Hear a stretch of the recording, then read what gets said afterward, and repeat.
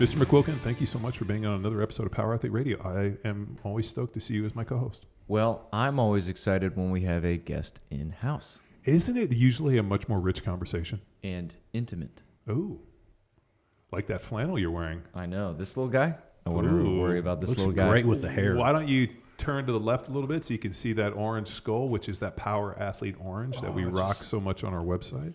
So much room to breathe and mobility. Well, you know what's cool is when I ordered those flannels, I made sure the XX fit me because people bitch about stuff, and I'm like, hey, how does it fit? I just tell them if the XX fits me, you'll be fine. So, and it fits. I got this neat pocket. I did cut the sleeves off of my red one just so I could have for that, what was it, the dumbbell floor press fly that we did the demo on, so I cut it for that one. Oh, I feel you should do all the Johnny Bod, Jack Street demos in that shirt. I like it. No, I'm definitely game. Harry did just tell me that we got a few recommendations for the sleeves to be cut off by me. So when I go up to go sign all the Move the Dirt flags, we'll cut a couple sleeves and we'll sell a couple special editions. You mean sell the sleeves? As what, like head coverings? I mean, maybe we could sell them as face coverings. Just put them in the package with. Yeah, like here are your fucking sleeves. What are we gonna do with these? Seriously. Anyway, well, speaking of Jack Street, our guest and I got to get a little pump on this morning. Nice. Yes. Welcome, John. We got two Johns in the house here. Yeah, I was in the building, but not training today. So one of my buddies came to town to help me finish my rock crawler truck, and so we've been thrashing for. This will be 4 days. So we got a ton of work done, man. We did about a month's worth of work in about 4 days. Oh, I mean, it looks good. Yeah. It's not rushed. No, I mean, it's pretty interesting. Like, whenever you talk to people like, oh, so long, I'm like, dude, we did that shit in about 10 hours, dude. So, yeah, it was good. Well, trucks is one of the many things in which we have common with our guest today. Jon Stephenson, why don't you go ahead and introduce yourself? Jon Stephenson. I was John Wayne. Jon Wayne Stephenson. That's right. Yes, that is my name. I was a police officer, and I've spent 29 years as a police officer in law enforcement and corrections. Retired from the Austin Police Department in January of this year. Did 19 years with them. Come from a family of cops. My wife did 26 years. Just retired in March. Older brother's in his 30th year. Little brother's in his 15th year. Wow. Yeah, grandfather was a police officer. Company business. Yes, family business for sure. Then neither one of the kids, I have two kids, both of them fighting Texas Aggies. Thank you. Gig them. Yes, gig them. Exactly. I don't know what this. That's a Texas thing. Weird like Texas A&M like. Oh, I make fun of them. It's whoop. Oh, is that what it is? So I say gig them. One of our interns was a big Texan. The ring and the whole deal. You know? Oh well, it is a cult. Oh, it's not a cult. You wouldn't call it a cult. Like, I can tell you stories upon stories. One particular one, there's a guy that I worked with. He and his wife were both Texas Aggies. They went down to a Home Depot one day, and his wife talked him into buying some trees, something small. But he was trying to fit them in the back of his minivan. And he's parked in front of the lawn and garden section of Home Depot, trying to figure out how he's going to get these trees in the back of his minivan. He and his wife, like all good Aggies, wear their ring all the time. And the guy walked by, just saw his ring. Went to the parking lot, got in his truck, drove up beside him, and just walked up to him, showed him the ring, just goes, hey, let's put those trees in my truck, and I'll take them to your house wherever you live. Yeah. So if that's a cult, we'll go with that. It is a cult. There's a term called a 2%er, John, meaning you don't attend the football games, you don't buy in, you just go for the value education. So only 2% of the school is not involved and participate in the cult. Wow. And if you're really into the cult, you're said to be red ass. There's a whole thing that goes with that. I'm not qualified to. We'll call up Luke K. Former what's intern. a red ass? I mean, you know what a 1%er is? No. Oh, okay. So outlaw motorcycle clubs are known as 1%er clubs. So back in the day, there was an article in like Time magazine or some deal where they had a big motorcycle rally. It was probably back in the 30s, 40s, 50s, somewhere in there. They had a motorcycle rally, and the most of the people showed up, but there was like a bad element. I think it was after World War II showed up, and they fucking drank and beat people's asses. And they wrote in the article that like 1% of like the people that showed up were like the bad seeds. And so at that point, outlaw biker clubs like Pagans, Hells Angels, Mongols, Outlaws, Banditos. and Banditos. So there's probably I think there's probably 5, and then there's a bunch of subclubs. They kind of took this moniker and they embraced the 1%er. I like it. So like when I lived back in Philly, the guys that helped me build my first chopper were Pagans, and they all had like 1% tattoos here on their hands. So that was like, so if they have 1% tattooed, you're obviously in a 1%. You're just not randomly tattooing 1%. Are they confused when this social media wave is going after the 1%ers? Do they feel attacked? Put it like this: if you referred to yourself as a 1%er around outlaw bikers, that would definitely catch you a massive beat. So or called them out. Yeah. So that there's So like there's get your ass kicked for saying something like that. Yeah. So that's funny that they said 2%ers. So like can't be a 1%er, but you can be a 2%er. Yeah. Yeah. I mean, College Station is. I mean, you've lived in Lubbock as well, so you're just used to shithole towns. And well, I do have to say though, my daughter's still there. She's a senior this year, and anytime that I've gone to visit my kids in College Station, and we go out to a restaurant or go out to eat or anything, it's usually students working at the restaurant stuff, and it's always yes ma'am, yes sir, no ma'am, no sir, thank you, please, whatever. As opposed to maybe somewhere here local, you go downtown to eat and you have somebody dripping heroin into your food. Yeah, I'm not going to defend Austin at all either. Yeah, okay. Well, the one thing I've really struggled with is when you go to a place to eat now with people wearing masks, I can't understand a single thing they say. Nothing. Coffee today. Not only like I can't understand what they're saying. Like, they're behind a screen and they're fucking up orders. Like, we haven't been out. Like, we went to order. And I took Will to get Starbucks. They fucked up like our order, and I'm like, "Well, you're wearing a mask behind a screen, like you can't hear." So they're just randomly giving you shit. Yeah. There's a new butcher in Dripping Springs. Ooh. Kat and I went last night. What's it Highly recommend. Ooh, I can't pronounce it. It starts with a T. It's over by the UPS. Yeah. I just saw the signs for it the other day, but they hadn't opened yet. Oh yes, we went. They opened early to try to get as much income, but. Deli sandwiches and then full on butcher, and then they're going to start they're building a breakfast bar be the breakfast joint in Drip. There is no real good. Well, that Time place was Time and Dough. Time and Dough. I think they went out or they moved because by my place. To you, but Pigpen is moving in there.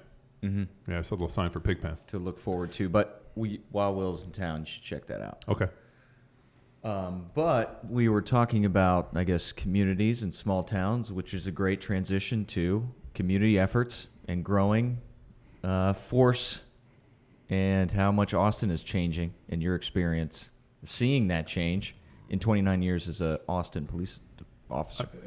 Has Austin always been a little on the... I mean, I remember when I came here for the first time in 99, we were down on 6th Street, and it was all kind of had like a little funky college weird vibe, but I went to Berkeley, so for me it was like very not weird, because like my perception of weird was Berkeley and San Francisco, and then you came to Austin and I was like, 6th Street has like a strip a little weird.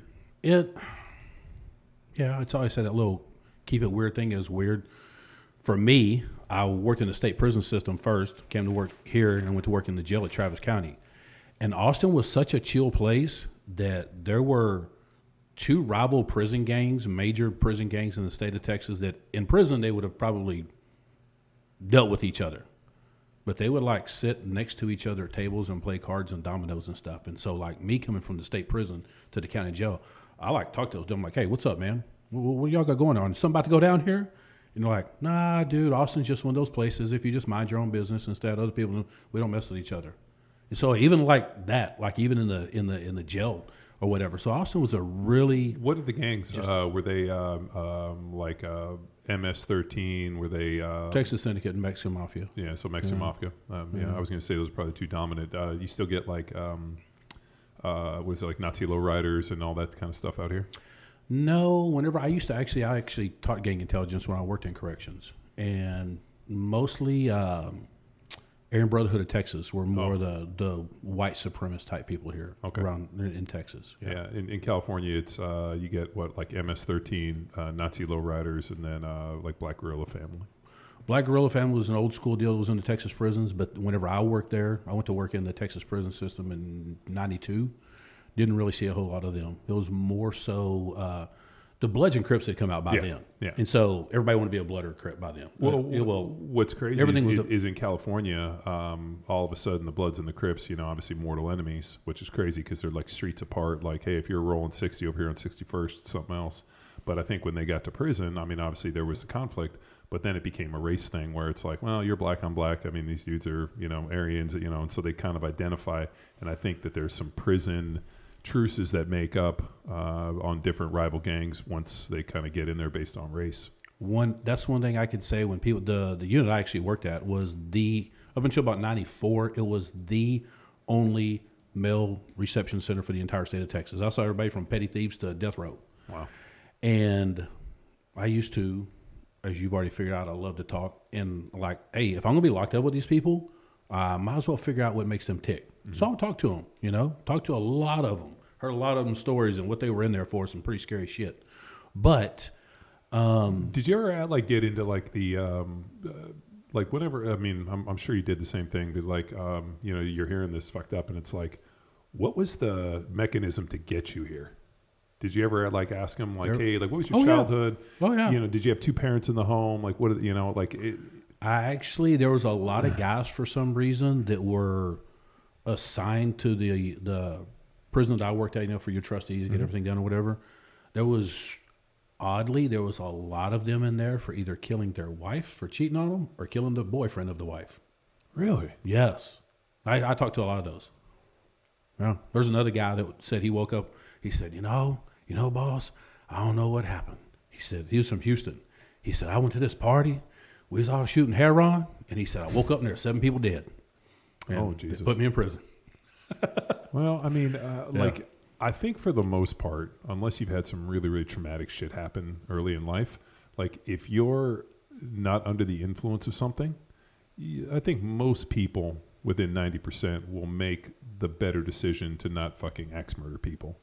But I think all of a sudden, we saw this all the time in where we lived in, where I'm from in Orange County, Newport Beach, where our shop and Power Athlete and CrossFit Balboa started was in Costa Mesa. And there was a huge homeless encampment over on the river. And if you drew a beeline from where the camp was to downtown, kind of Costa Mesa where all the food places were, went right through our parking lot. So we used to see these, we used to call them the zombies, the Walking Dead, that had been whacked on meth for a few days because meth. Dude, the meth in California, it's where they cook it out there and on the IE. And these dudes would get methed out.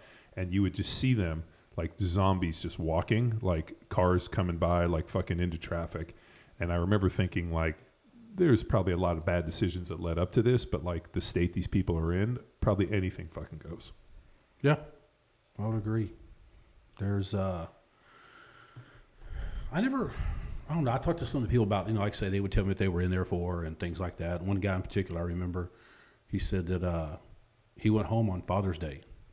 And his wife was in bed with another dude. And he said, Mr. Stevenson, he said, I always carried a pistol on me. He had a 38 on him. And he said he started just having a fit, obviously. He said, then the dude started talking trash to him. He's like, hold up, man. I come home to my house on 5 days in your bed with my wife. You going to talk shit? He said, I took my pistol out and shot him 3 times in the stomach. Oh. He said, then the guy started trying to crawl out of the house, and he kept talking shit. He said, so I shot his ass in the head twice. He said just shut up and just left the house. He'd been fine. Wow. Yeah, and it was the funny part of that story is that guy, I won't say his name, but I still remember his name to this day. I can still picture his face. He came up to me one time. He goes, hey, Mr. Stevenson, check this out. He said, visitation this weekend. He said, my kids brought my grandkids up here. He said, I got to see my grandkids for the first time. It's like, oh, man, that's cool, whatever. Talking, and talked about that. He was really excited about that. And then he come up a couple of weeks later. He goes, hey, Mr. Stevenson, he said, you remember I told you, my grandkids got to come up here and see me and all that kind of stuff? I'm like, yeah. He goes, yeah. He said, so my wife sent me a letter. I'm like, yeah. He goes, can you believe? He said, she told me, she said, hey, maybe when you get out of prison, we can work things out. He said, what the hell? He said, Well, I mean, she'd already took he'd been locked up for 10 years at that time. He goes, and that's me. And his deal to me, because I was 20 years old when I went to work in the prison. This guy was in his mid-30s. He said, Mr. Stevenson, just be careful. There's some crazy ones out there.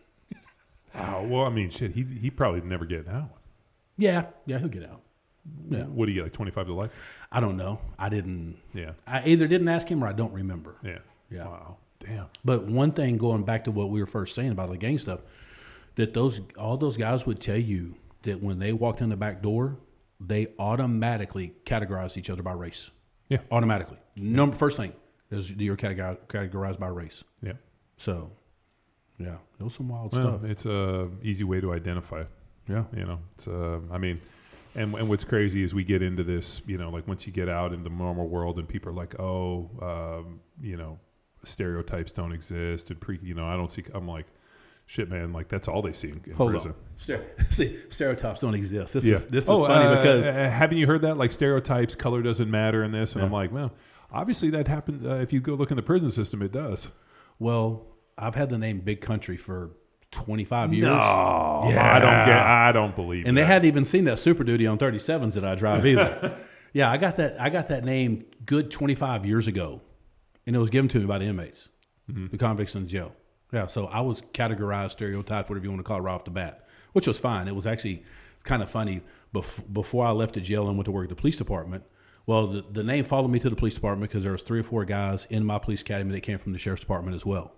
And so the nickname followed me. But prior to that... You know where that nickname comes from, right? No. You know where Big Country comes from? So there was a basketball player. Bryant Reeves. Yeah, Bryant Reeves. So there was a basketball player, big white dude, and that was his nickname was Big Country, and he played in the NCAA tournament and actually did pretty well, and they highlighted him or whatever. And then at that point, every big dude that could shoot hoops was Big Country. Yeah, he was Grizzlies, and then he played with your boy Sharif Abdul-Rahim with the Grizz. Well, Just way back. Yeah. They must have been reaching for some stuff because I cannot play hoops to save my life. What year was that? 96. I was deep in the basketball. Because late 90s. Kobe Bryant era. Sharif was there in 95, 96, and then he went, and then he was there at Cal for 1 year and then went to the NBA. I got that nickname around 95, 96. Yeah, it was big. It was big in the tourney. Remember all that Big Country stuff? I was more pro, but I was deep into it. But I got his rookie card. I know exactly what you're talking about. Oh, look at that. Yeah. Well, it was funny that before I went to work at the police department, it was obvious where that name come from and stuff. And my wife being a police officer, we would be out somewhere in public and she'd hear somebody say, "Hey, Big Country." Her hand automatically went in her purse. Where did you grow up? All over Texas. I was born in Waco, lived in Lubbock, lived north side of Austin, went to school at Pflugerville a few years, moved back to Waco. Well, a little town outside of Waco, Hewitt. That's where my grandfather was chief of police. Gotcha. And then, of course, lived in East Texas, working in prison, and been here since fall 94, I guess. My wife started the Austin Police Academy in January 95. So because you're a big white dude with a country draw, you're obviously Big Country. I guess so. Seems easy enough. It seems like a stereotype. It worked. And it doesn't even bother me. I'm like, okay. Well, fuck, man. The amount of times when I was playing in the NFL, I heard, you going to let this white motherfucker beat you? Was like, I heard that constantly. I used to hear that one all the time, and I'm like, man, if we flip these words around, all of a sudden we're gonna have a fucking fight. I'll be like, I don't give a fuck. You can call me a white motherfucker any day of the week. Yep, I've been called everything probably under the sun in my in 29 years. There is no, I can't even come up with all the names I've been called. So I told my kids the same thing my parents told me: sticks and stones may break your bones, but names will never hurt you. Unless we're in 2020 or 21 where words are weapons, and because your words cause me stress and we've established that stress is damaging to my health, now your words are weapons, which seems like a huge fucking problem in this world. I have nothing for that. I'll be 50 years old into this month. I go with the Dalton from Roadhouse, where it's like, be cool. What if somebody calls me? Be nice. Yeah. What does he say? He's like, yes. What if somebody calls my mom a whore? Is she? What if somebody calls me a cocksucker? Are you? Like, it's like fucking be nice. Yes, that's pretty much how I even whenever I used to train police cadets. That was pretty much about the philosophy I use. Like, they call you this. Are you? No. Okay, then. Just, it is what it is. Yeah.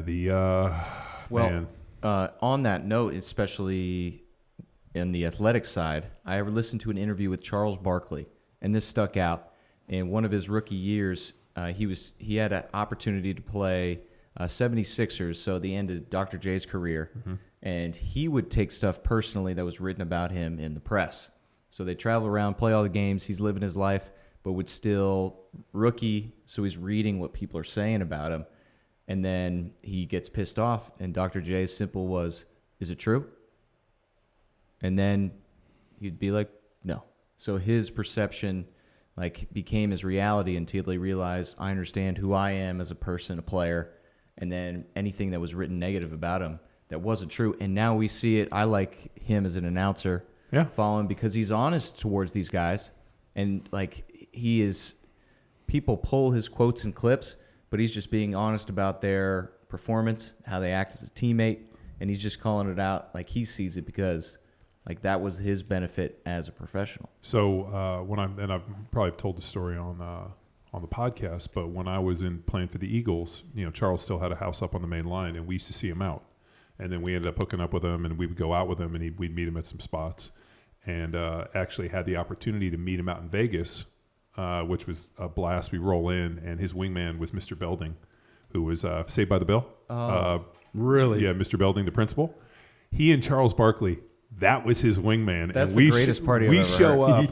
up. We're at Ghost Bar up in the Palms, the top, totally VIP deal. We roll in, and it's Charles, and he's waiting on us, and we got a bottle deal, and there's a bunch of girls, and Mr. Belding, and I'm like, Mr. B, and that's straight up how he fucking rolled. No, I can't even remember his name. He just was nobody knows. I'm Mr. B. I'm sure he changed his name Apollo. And these girls are calling him Mr. B. And dude, Charles, the cool thing about him is the dude that you see on TV is the same dude when we were having drinks. Every time I met him, that is him. He's going to tell you how it is. If it's a poison pill or whatever, he's going to talk shit, and he's got a good sense of humor. Yeah. Because I was always man, you're kind of a big motherfucker. He's I could have played tight end in the NFL. And he's problem is 6'6", 280. He wasn't 6'6". He was shorter than me. Oh, on the program he is. Oh, yeah, but he was probably every bit of 6'4", 6'5", but probably 250, 245, 250. He's probably 260, 270 now. But he was big. I mean, he easily could have played tight end. He goes, the problem is you guys only played for a couple of years. I played for what, 20? Yeah. And he's and I was printing money. He's get the fuck out of here. He's you motherfuckers work too hard. He's but I like to tell you I could have done it. Yeah. Yeah, he's a good fucking dude. But I mean, he's got a really good rapport, and dude, I always appreciate his commentary. And the problem is or not the problem, but the thing that's nice is a lot of times his commentary is contrary to what I guess you could say the present tide is happening and how things are looking. I mean, he's shit, man. I appreciated his whole no victim. 84 to 99. Well, I view it as the word candor, and this is a term from Coach Greg Williams and Harrison Bernstein in their book, Everyday Coach. But candor it's direct, it's sincere. We're telling you this so you can make a change in your behavior or be aware. And that's what I imagine a lot of talk about leadership. Do they teach leadership at the academy? Is it this direct, or do leaders lead? Unfortunately, you don't even go to a leadership school until you become a supervisor. Why is that? I mean, it seems to me that, think about we have, 330 million citizens not citizens, but people in this country. Think about how many law enforcement there are. How many interactions on a single day happen between civilians and law enforcement with 330 million people? I saw something the other day because somebody was breaking down some fallacies about police work, and I think they said there's this one deal, and I don't know how factual, but it said something like 375 million citizen interactions a day. Yeah. Okay. So something like that. Yeah, I don't know. I mean, yeah, I don't know. The number is astronomical. How many interactions we have with law enforcement and civilians, whether it be speeding tickets, the whole deal, and how many of those interactions go well and people go off and do the deal. Is probably 379 or 374, 998 million. I mean, and it's pretty funny now with cell phone cameras. I love these fucking dipshits that get pulled over and they have their cell phone camera out and they're obviously being morons and they don't understand the law, and they think they do, and they act fucking cunty, and they're rude. And I like that the law enforcement was like, just sign the ticket. Just sign the ticket. If you don't sign the ticket, I got to arrest you. And like, oh, you can't do that. I'm like, yes, they do. The minute the lights go on, like, I mean, if we just, and I think a big part of this too is they pulled civics out of schools. Like I remember we had to take a civics, which teaches you about government, local government. You learn about the branches, you learn about law enforcement, how the whole thing works. It just like, I think if we just educated the people in school a little bit about like why, how law enforcement works, how the city branches work. I mean, just a little bit of understanding of this thing instead of just looking at it like a black hole. I think it all starts at home. 100%. It all starts at home. I had like an 8-year-old little kid one time. There's a community engagement project whenever I used to work like in this, it's kind of like a street crimes unit. And so we had to go over this little community engagement type deal. And a lot of the little kids always had stickers, with a little badge on them. And they actually had some little badge tattoos. So we passed those out. And this one little kid was walking by. He's kind of looking at us or whatever. And it's like, hey, man, you want a sticker? And this kid straight told me, like 8-year-old kid, was like, no, I want your fucking sticker. So tried to kind of, whatever. He goes, I don't even like you motherfuckers. This kid's like 8. It's like, why? Did something happen? Did the police officer, do something to make you mad? No. My mama told me not to like y'all, so fuck y'all. I straight got cussed out by an 8-year-old kid. And he had zero reason. Zero. Other than what his mom told him. Other than what his mom told him, yeah. I mean, that's the sad thing is people are growing up with these negative biases and there's no reason for it. Well, I mean, it's just people are just poisoning their mind. Well, do you know where it started? Rodney King. I guarantee it did. So that guy comes out with a video camera. I mean, we didn't have cell phone cameras at the time. Make that grainy ass deal, and shit. I mean, Rodney King was doing 120 miles an hour. I mean, if you look at, I mean, obviously he doesn't deserve to get fucking beat in the street like with billy clubs with 2 hands. But I mean, shit. The deal leading up, but I really think it was that moment where all of a sudden, like, they put it and they fucking blew that up on the TV. I mean, I grew up in L.A. I mean, when the riots started, the whole deal, and, Reginald Denny gets pulled out of the car and fucking, 92. 92, yeah. So, I mean, that stuff had always been like, I mean, shit, you think about Rage Against the Machine. I mean, NWA. I mean, all that stuff was so prevalent in L.A., but, like, really that, like, Rodney King moment was, I think, where, like, that put it at the forefront. Now, all of a sudden. There's a quote that I really like. And if everybody could kind of wrap their brain around this on all levels, I think it would, for everyone. And I'm not going to sit here and tell you that all cops are perfect by no means. Everybody, they're human, just like anybody else. Sure. But seek first to understand, then to be understood.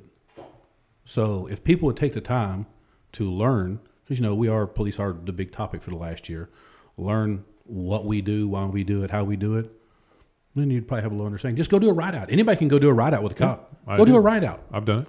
I just cannot tell you the level of dedication that those people have to their job. Like, no shit. I don't give a shit. I don't care what anybody says. Somebody calls 911, that cop's going to show up, and that cop will take a bullet for that citizen. And I don't know anybody else who would do that. So I can't imagine. I mean, I went through the all last year with all the riots and all the this and that and the other and everything else. And so, I mean, these guys now have a hell of a job. And the thing of it is no matter all this shit coming out, look at them. Still get up every day. What's the motivation? I really believe cops just want to help people. I mean, it sounds cliche. It sounds whatever. No, but they really do. I believe that. I mean, they really do. Callie and Lexi. I mean, I've known Callie for way before she was a police officer, and like her ability to like help and like navigate and like want to like reach out and improve upon people's lives. Like, I think that's the only reason, the only motivation. I mean, the present perception in the climate. I mean, there used to be maybe some. Like an allure of like how law enforcement and this and like, this idea of like a, white hat and the, John Wayne riding up on the horse to help the local town. But I mean, the perception, like, I don't know, and I think a lot of this is spun by our media. I don't understand what the motivation is, other than maybe just sell more sensationalism and fucking more advertising. But like, there's really no benefit to painting law enforcement in this light, because we're in this really fragile deal. And we've talked about it on this podcast. I've mentioned it before. We have this thing called a social contract in this country. You're born to this country. As a citizen, you have to pay taxes. You have to obey laws. And there has to be people to enforce said law. And like, when we get pulled over, there's a social contract that this person's coming up to me to help enforce this. And I have to be somewhat willing in this. It's kind of like, hey, like, I could say, fuck you, I'm not paying your taxes. They're going to come and arrest me and eventually like force me or take away my freedom. What am I going to do? Say you guys are, agents of tyranny and get into a fucking gun battle with you? I mean, that like that's the social contract of this thing. Yes. And the problem is if you erode the social contract, where no longer is that person walking up to enforce the law, they're coming up to kill me, and now I'm fucking, and I think it was John Locke said, when the social contract no longer benefits both sides, it becomes null and void. I mean, these people are null and voiding the social contract. So now what are we in gun battles? Now these, Well, part of the big thing we discovered last year, there was a lot of people who were just paid to come here. We had people come from New York, lots come from California. Dude, they were putting ads on Craigslist. Yes. Paying protesters. We literally went one moment from officers being just cussed out, called everything that you wanted to say, hollered at, screamed at, stuff thrown at them on the front steps of the police station, the main police station on 35, to they were blocking a road, and some dude wasn't trying to have it and blew right on through and hit one of them. I kid you not. All the chanting, all the hollering, all the screaming stopped. And it was, "Go, help us, come please help us." I mean, like that. Well, they stopped hollering and chanting and begged us to come help their friend that got run over by a car, like that. Well, the dude who rolled up on that Uber driver with the AK-47, and the guy pulled him out and plugged him. When they were like, if you see the video, they're screaming, "Get his license plate, call the police."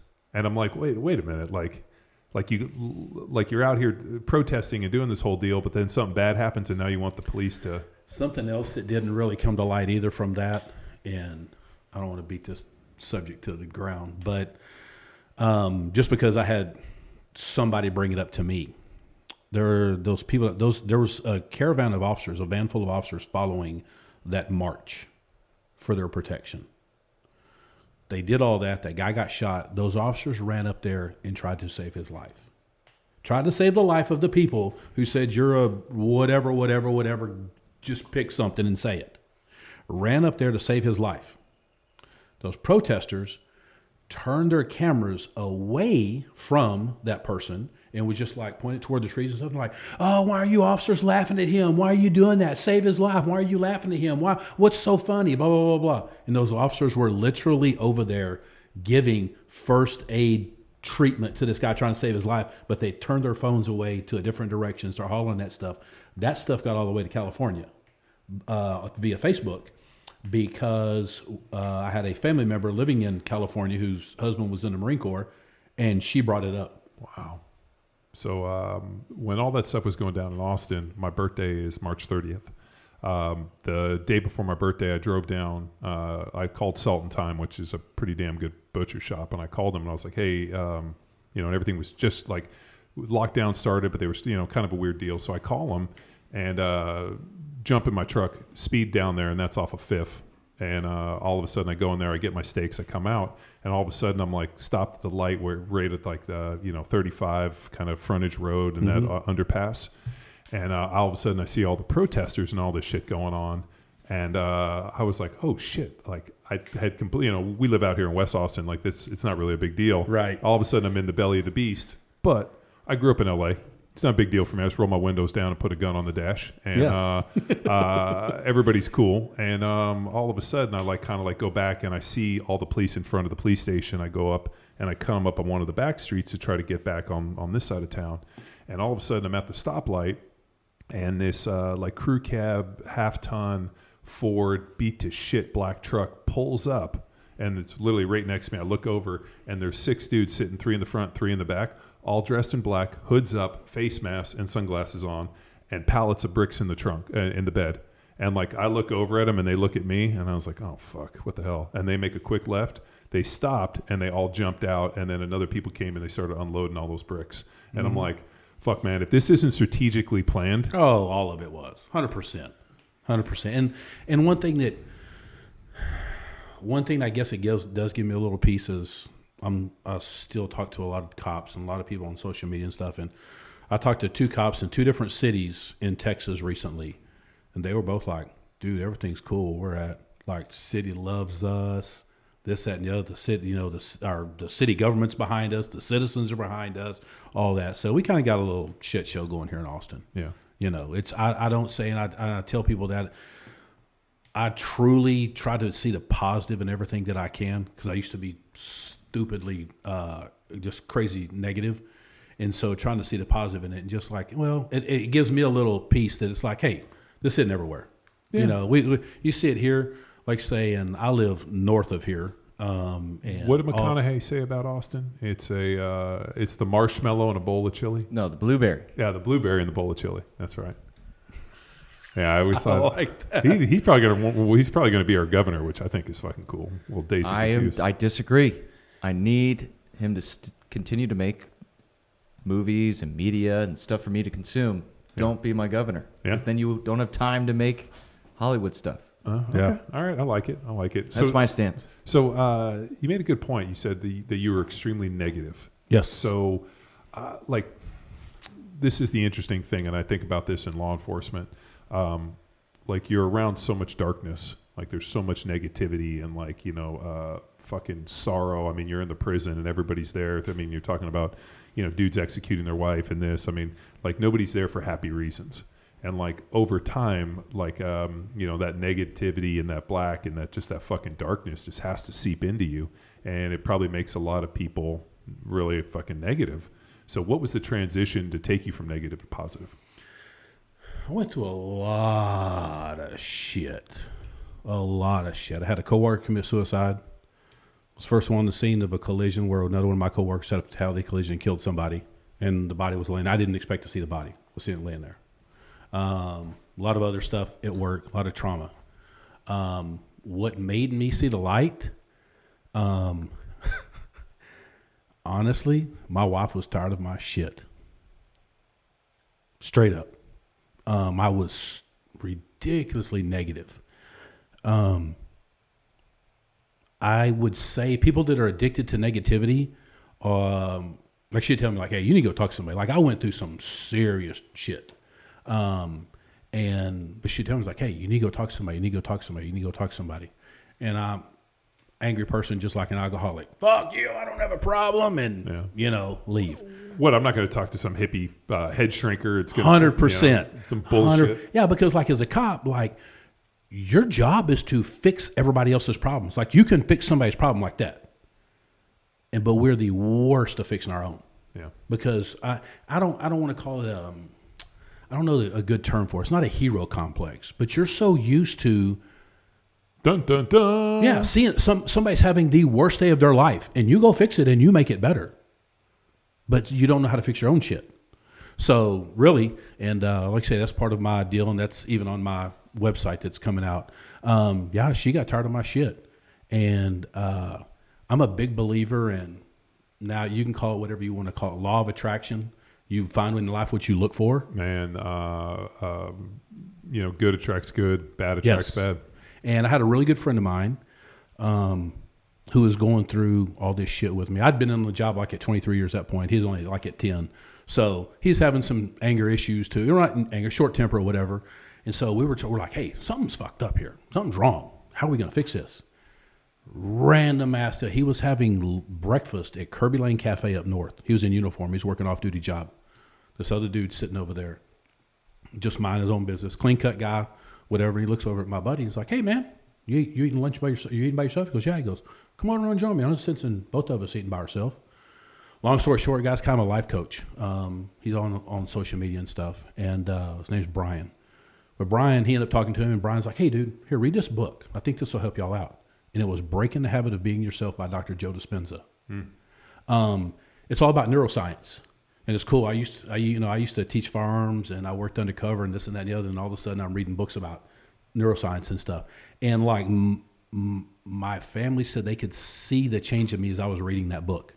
It was super cool. So, Yeah, and that's part of my mission that I'm on now that I'm retired, is that I saw that I was addicted to negativity. Your brain puts off a chemical response to your body for just conversation we're having, a cup of water that you're drinking, whatever. Sure. Cops are surrounded by negativity minimum of 40 hours a week. Minimum. You see the worst that life has to offer. I can tell you some stories that just... It's awful. Tear me up to this day. Yeah. Things that, I mean, stuff I saw just in my last year of working, you know. One incident was 3 months before I retired. But anyway, cops see the worst of the worst. And I used to tell people this, like, hey, you see these people that are negative and stuff, and like, hey, man, tell them, like, hey, you're kind of, you realize that you're addicted to negativity? No, I'm not. I said, how about this? Here's a good test for you. One of your buddies sends you a text message. You read a text message. And it's a good friend of yours. You read his text message, you're like, this dude being a smart ass? What's his problem? What's this dude's problem? You see him in person, there's nothing what you thought. Well, that's the problem, is that there's no way to, there's no ability to infer sarcasm or humor or like inference. Like there's nothing within like text or social media or posts online. And so like, and we deal with this all the time. Like I'll say something and somebody get offended. I'm like, say this out loud, imagining it in my voice. Yeah. Because if we were sitting here, you wouldn't be offended at anything I'd say. Another good example that any cop listening to this will hit home. So you have a shift party, we'll say. No, a shift get together, you know. Generally on your way there, your significant other or whatever you want to call it tells you, hey, don't go off and leave me. I know all you cops are going to go off in the corner and talk about yourself. Don't leave me with all these other people. I don't know these other people here. Okay, honey, I won't do that. 10 minutes in, all the cops are hanging around the barbecue grill, out on the back patio, drinking beer. Everybody else is inside. Cops sitting around talking. It's like, hey, man, text. Man, dude, that arrest you got the other day? Man, that was badass. You got a bunch of dope, got some stolen guns, convicted felon, blah, blah, blah, blah. That's a good arrest. That was good police work. Yeah, then, hey, John, man, that call you had the other day, man, that was awesome, blah, blah, blah, blah, blah. Then you can see it just creep in. Somebody will go to be talking about say whatever you did. And somebody go, yeah, but hey, man, what's the deal with that dude on that other shift? What was he doing? He just standing around with his thumb up his ass. Well, what was he doing? And that right there sends a negativity through the roof. Give it 15 minutes and they're talking shit all the way up to the mayor and city council and how everybody hates cops. And I tell them, it's like, have you ever done that? They're like, yeah. I'm like, and that's something whenever I was a supervisor in my last 2 years, I was a corporal. I was very, very careful with my guys. I told them, no, we are not going to spend our time off talking trash. We had a sergeant who ended up basically getting told it's time for you to retire. Yeah. He was something else. And after that happened, we had a shift party. And I was the acting sergeant for 5 months for that shift. We had a shift party, and I texted them that afternoon. I said, we will not talk about the old sergeant. We will not consume our personal time with our families talking about work business. And that just comes back to leadership. That was the decision that I made, and I knew that was the healthiest for my guys. I don't want to sit around and waste my time talking about cop stuff. We're with our families. Sure. So, and that was a kind of a deal that I set, and my guys were very good about. We didn't talk about the rumors at work, whatever, somebody got fired for this or that or got in trouble. We didn't do none of that. That was something I tried to, as a leader, try to really protect my guys from the negativity, because it is horrible. Especially this last year, all the stuff people were saying about you. How can you not be consumed with negativity? Well, how do people combat it? Because life is what you're talking about doesn't just happen in law enforcement. No. Like I'll just give you a classic example. This morning, I woke up, a lot of tears. I got twin girls who are 9 years old. Just drama. Like, my daughter rides horses. Her and her little clique of friends, they ride horses. Like one of the girls isn't there, and then she gets text that the girls are talking about her, and then all of a sudden it's like the moms and this, and my wife's like, what? Like we were talking about this morning. Just like cops. And she's like these one, she's like, one, I don't want to be on this mom's text message thread. And she's like, like the fact that these girls have access to a phone to be able to do this stuff, like they're almost like looking to cause this drama and being like, you guys are causing trouble. Like, why is it that we have this desire to feed into this. I mean, it doesn't feel like it's a healthy deal, but is it a psychological deal where it like releases dopamine to be like, totally. Especially when you get addicted to it. It's like I used to smoke a pack of cigarettes a day for 20 years. And man, I've noticed this after I become cognizant of the negativity and all that kind of stuff and really understand what's going on in your body. I swear, like breaking my addiction to negativity, my body went through the same exact stuff as it did whenever I quit smoking. Really? It's just, it's a chemical response in your body. Same exact thing. I actually attribute my transition out of being such a negative person to being such a positive person. What helped me out was the fact that I was able to kick cigarettes back in 2009. I smoked, like I said, pack a day for 20 years. That was the same exact thing because it's all the chemical response in your body, from your brain to your body back to your brain, back and forth. Oh yeah, it's like and you can see people, they'll sit there and talk, whatever, and then they'll find one little negative thing and they'll go after it. There's something else, something I heard before. There's no stronger bond between two people than to have a common enemy. So you think about that, one little girl's not there. Somebody starts talking trash. Well, somebody else starts something. Oh, we got a bond now. We don't like this girl. And then it's like a forest fire. I tell my daughter all the time, low intelligent people talk about other people. I'm trying to find that quote. Yeah, it's a quote like, basically stupid people talk about people, intelligent people talk about, like world events or what. There's a good quote associated with it. Smart people talk about ideas. Yep. Common people talk about things. Mediocre people talk about people. Yeah. So that's a good one. I mean, it's in the same deal where I'm like, this doesn't benefit anybody, and I'm like, dude, the way that you lose the right to be able to ride horses and hang out over here is by avoiding this. When all of a sudden I got to get involved at 7 a.m. on a Thursday morning with my wife and we're having this conversation while I'm trying to fire up a coffee. I'm like... While somebody's ringing your gate at 6 a.m. an hour early. Yeah. I was laying there negotiating with my little boy like what he was going to have for breakfast, and it rang, and I was like, just buzzed you in. You're like, should I come down to the house? I'm like, no, don't come down to the house, dude. I'm in like deep negotiation trying to convince my little boy to eat breakfast. But the thing that... life is all about perspective. I used to actually teach a block of mindset to the police cadets. They had their first week of 40-hour training of firearms. And I started this block of instruction when I went to work out there. The first hour to hour and a half every day was all mindset training. I look back now, I've really been interested in everything with the mind, like Andrew Huberman's podcast. He's a neurobiologist at Stanford and stuff. I really have got a big interest in that. And so the mindset stuff. What's the same thing with the mindset with the negativity? Life's about perspective. You can either be happy, you can be mad. It's your choice.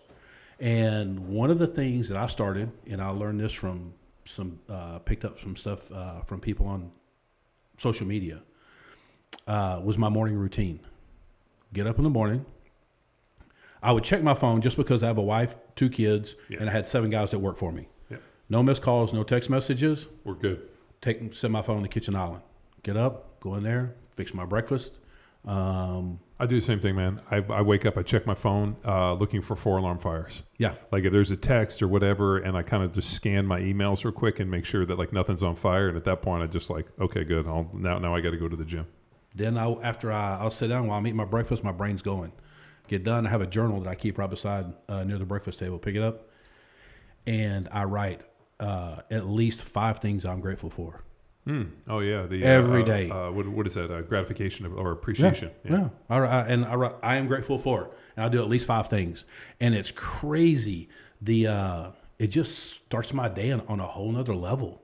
I mean, it's amazing. And a lot of times there's people know that know that I do my morning routine, and because sometimes I'll text people, something that I'm thankful. I don't know for whatever somebody's, whatever. And I got to look in here about 2 or 3 weeks ago. I texted so many people. I actually texted 17 people, and half of them probably knew, oh, John's doing his morning routine. And I have more than once gotten a text back like, hey, just want to know I was thinking about you. Have a good day. Have a good week. Blah, blah, blah, blah, whatever. And more than once I've gotten a text back that just says, John, I'm grateful for you too. That's nice. So, and I've had people tell me that like whenever I do that, some people have been having like a bad day.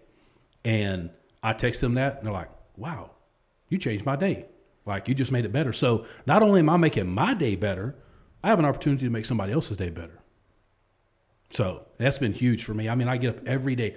I get up in the morning, eat my breakfast, do my morning routine. I go to the gym. The guys that work the front desk at the gym, like, it's almost a competition sometimes who's going to speak to who first. So I walk in, I tell people, yeah, part of it helps that I'm retired now, and so having that stress off of my shoulders. But my morning routine that I do, and the way that I literally wake up every day with a ray of sunshine coming out of my ass. That's great. I mean, and to be where I was before. But that's a conscious decision. Like you said, people have the decision to be happy and find the good. I was reading something on like depression and mindset and like like purpose. And I was telling these guys a couple weeks ago, I had this like 3 a.m. existential moment where I like woke up and I'm like, why are we here? What are we doing? Why, And so I started reading a bunch, and I was like, the fastest way to pull yourself out of anything is to not focus on yourself and focus on helping other people. Yes, 100%. And it's like, if you can go, and I think what happens when people get depressed, they just kind of like turn everything in on themselves and, why me and lot and this. And when you realize like the influence you have within the world and how you can go out and help people, and even small, acts of gratitude, just helping somebody's day, all of a sudden is like recharging your battery. And I think what happens is like, people get in this negative thing, like, I don't want to be around anybody. I'm just going to go hide in my room and this, and, I'm just going to fucking retreat. And all that does is just keep spinning you down the fucking whirlpool. And it's like, you got to pull yourself out. You got to go help people. You got to meet people, and you got to see the goodness in this world and realize that, hey man, like, we are not designed to be solemn creatures. No. We evolved within these small kind of community-based deals, and we have to get back out there and help people. There's things that I've done that I've noticed that have made an impact on people. It's funny. I've heard somebody else talk about this. Andy Frisella. Mm-hmm. Yeah. This is one of his pet peeves too. The people who leave the Isn't he the motherfucking CEO? Yes. Yeah. Yes. I like him. I'm going to tell. I listened to his podcast, and I'm like, I don't think I can listen to this guy tell everybody how it is at all times. I'm like, he has some good stuff. He has good motivations, whatever. But I have we actually share the same pet peeve, and that's the people who leave the fucking shopping cart in the middle of the fucking parking lot. Dude, that's my fucking mark of humanity. Yes, is if like you have to return your cart back to the fucking cart corral. Yeah.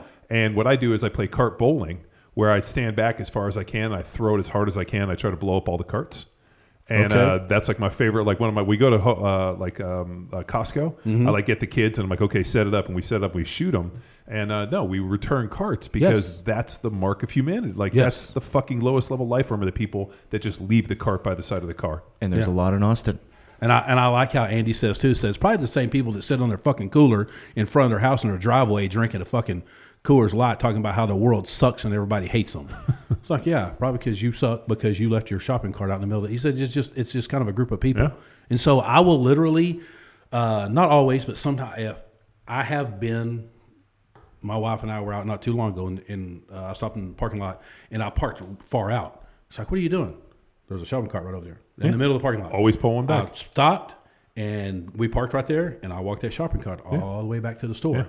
Yeah. And I know, know for a fact that it's as many times I've done that, somebody has seen that, and I guarantee you, I made a positive influence on somebody. So the other day we were at Whole Foods, and as I like parked the car, and the corral was kind of far, and as I was walking. The kids were in the car. Everything was loaded up. I would go to return the car, and somebody fucking honks at me because they're waiting on my spot. And I see them, and I see them honk, and they give me one of these, like, what are you doing? Like, and I put the car, and then I got 3 more carts. And I put them back, and my wife's like, what were you doing? I'm like, this fucking douchebag was honking at me, like, hurry up. Yeah, I'm being a good human, and they're just being an asshole wanting a parking spot. And my wife's like, why do you always have to look for confrontation? I'm like, I didn't pull them out of the car and beat the fuck out of them, which is really what I would have liked to have done. Oh, no doubt. Just gone over and been like, oh, you think you're going to hide behind that window? I'm going to shatter it, and I'm going to pull you out through your fucking window. Yes. And then I'm going to stuff you in the shopping cart, and I'm going to play shopping cart bowling. Yes. It's like seeing that at Happy Gilmore. That would be, as you know, you're trying to do something good, somebody honks, and you're like, you just raised your hand to catch a beat. Now I'm going to stuff you in this fucking shopping cart, and I'm going to bowl you for the next day. Should have walked up to him and said, "Oh, I'm sorry. Did you want the shopping cart?" I post these on like I'll film the video and I'll post it on my Instagram stories of me like shopping cart bowling. Yeah, and it's gratifying. Yeah, that's it. And like I say, just doing little things like that. Life is about perspective. Do something good. And do you think Andy Frisella actually goes to the supermarket?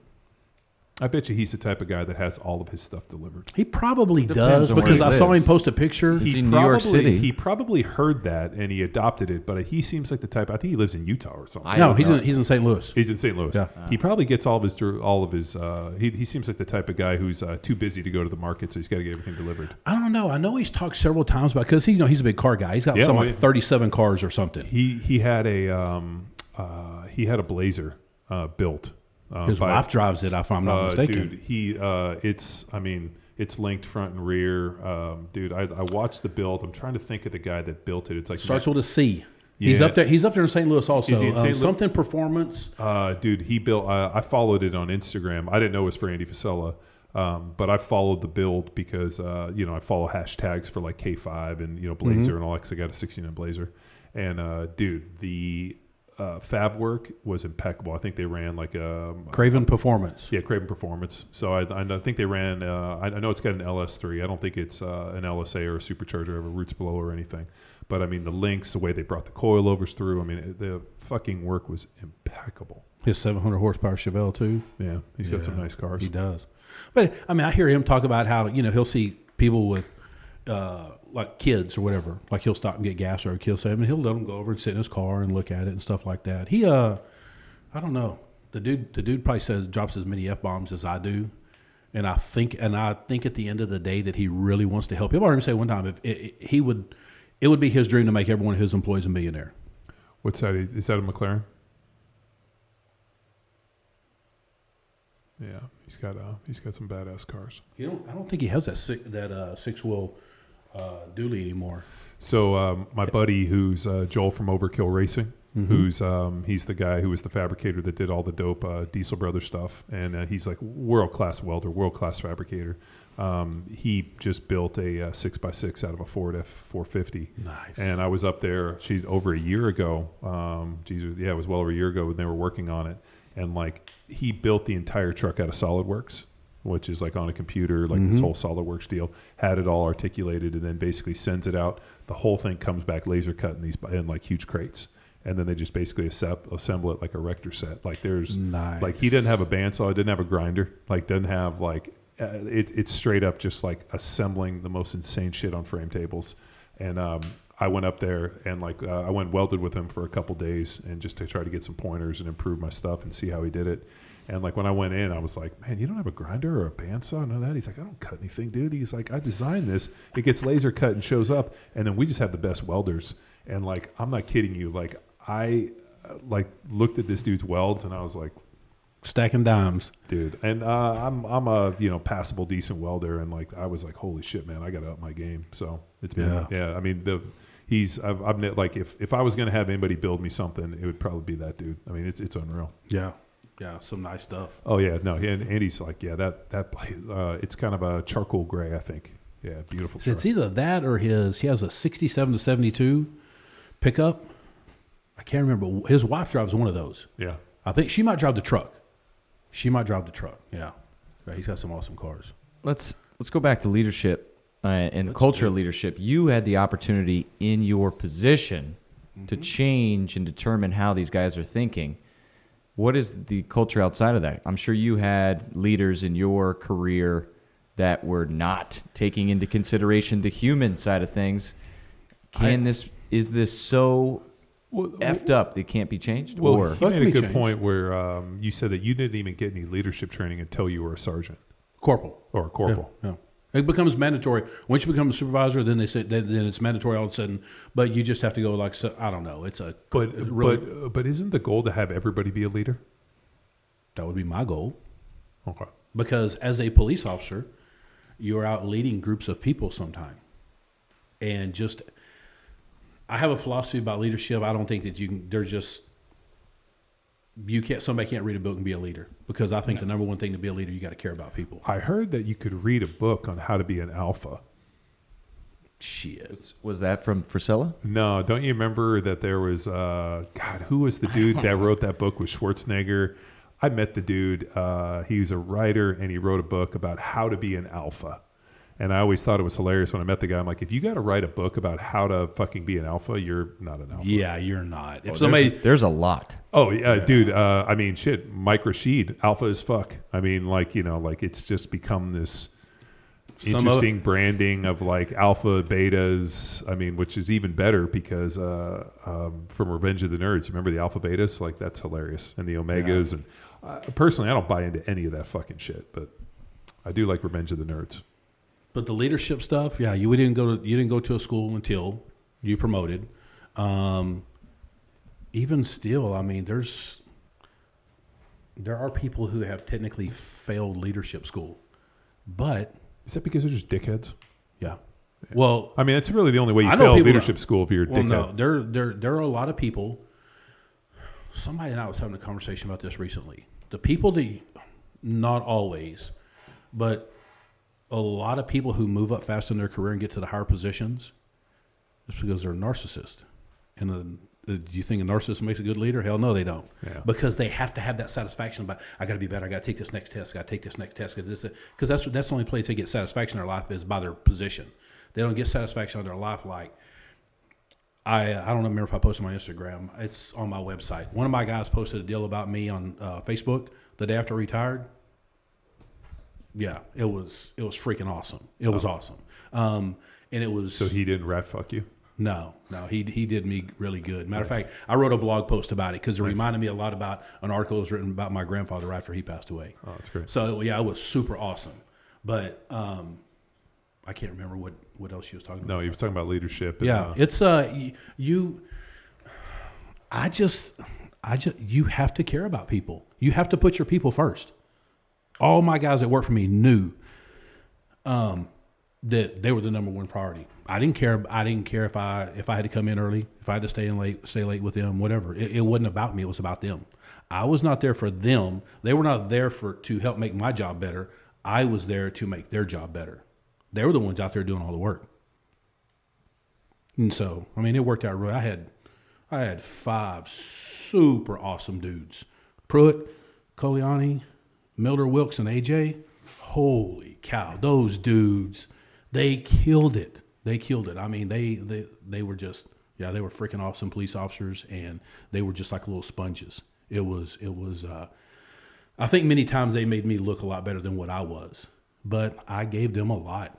There's a book, it's called Emotional Survival for Law Enforcement. It was written by Dr. Kevin Gill Martin. I think it was published in 2002. He was a 20-year Tucson police officer, and he was has a PhD in behavioral psychology or something. And he wrote this book. This book is like the roadmap of what your career is going to look like. I mean, every cop in the world should read that. I gave every one of my guys that book before I retired. And I'm like, hey, you need to read this. This will show a long path, and it's cool because it comes from a guy that was a 20-year cop. And it would show them, and it really talks about all the nuances about being a police officer and the negative stuff you're going to go through and the personal stuff at home and this, that, and the other. But those dudes, they were completely receptive to everything. But I mean, they knew. There is no doubt in any of those guys' mind that like I gave a shit about those dudes on a personal level. Like I was that type of supervisor. I knew all my guys, their girlfriends, wives, kids, the whole 9 yards. And that I think that just comes from like I'm just a genuine person who just genuinely cares about people. And I think that's the best leaders. Unfortunately, most of the leadership examples that I got all the negative shit, and I was like, I'm not going to be like that, not going to be like that, not going to be like that, not going to be like that whenever I promoted. So, I mean. Well, I mean, isn't that pretty standard? Like as you're, I guess a young guy coming up and being led or, being part of a team, you see the way, like the leadership style, and you're like, when I'm in a position of power, I will never act like that. Yeah. Like, I've told people this on the podcast, like, you don't have to continue the cycle. Like, and we see this all the time where, hey, my father was an alcoholic and he beat us, so then I'm going to be an alcoholic and beat your kids. Or this, I mean, like a big thing. We, I think when, because you're obviously a little older than me, but like we were raised like there weren't a lot of hugs. Like it's something that like it was just kind of like I remember the first time I was probably in college when I hugged my dad.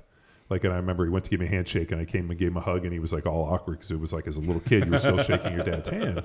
So like we didn't get a lot of hugs. Yeah. So when I had kids, and I remember talking to my brother, he's like, he's like, make sure you hug the shit out of your kids because we didn't get a lot of hugs growing up, and like never miss an opportunity. So I like hug my kids every day, like give me a hug, not just like a little pat, but like a few seconds, like take a breath, and that's something huge for me. Like give daddy a hug, and my daughter's like, why do we get so many hugs? I'm like, well, one, you need them, and it's psychology or it's science that the more hugs you get, the bigger you grow because they help you grow tall. And I was like, and on top of it, daddy needs lots of hugs.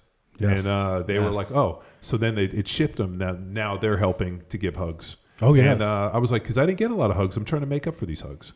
So like, I think like leadership, you see these things happen and you either have the conscious or maybe it's a subconscious decision to just extend it and like, hey, this is how I was raised. This is how I was brought into this. This is how my teeth were cut in this job. And this is how, and you see this with strength coaching. Well, this is how I was fucking brought into this. This is how I cut my teeth. Sport coaching, everything. And like, we know that it's right or wrong. And like, we have the wherewithal through podcasts and reading and having intelligent conversations to know right from wrong. And you either have the opportunity to extend it as a parent, as a coach, like I've told you guys stories about the shit that coaches have said to me. And I always thought, man, I don't ever want to be a coach. But then I realized, like, if I was a coach, I would never treat people like that. Yeah. And that was one of my objectives whenever I was a supervisor is that, like I said, I saw all that negative stuff, and I laid it out to my guys knew all my story of all the negative shit I went through, this, that, and I was very open with them.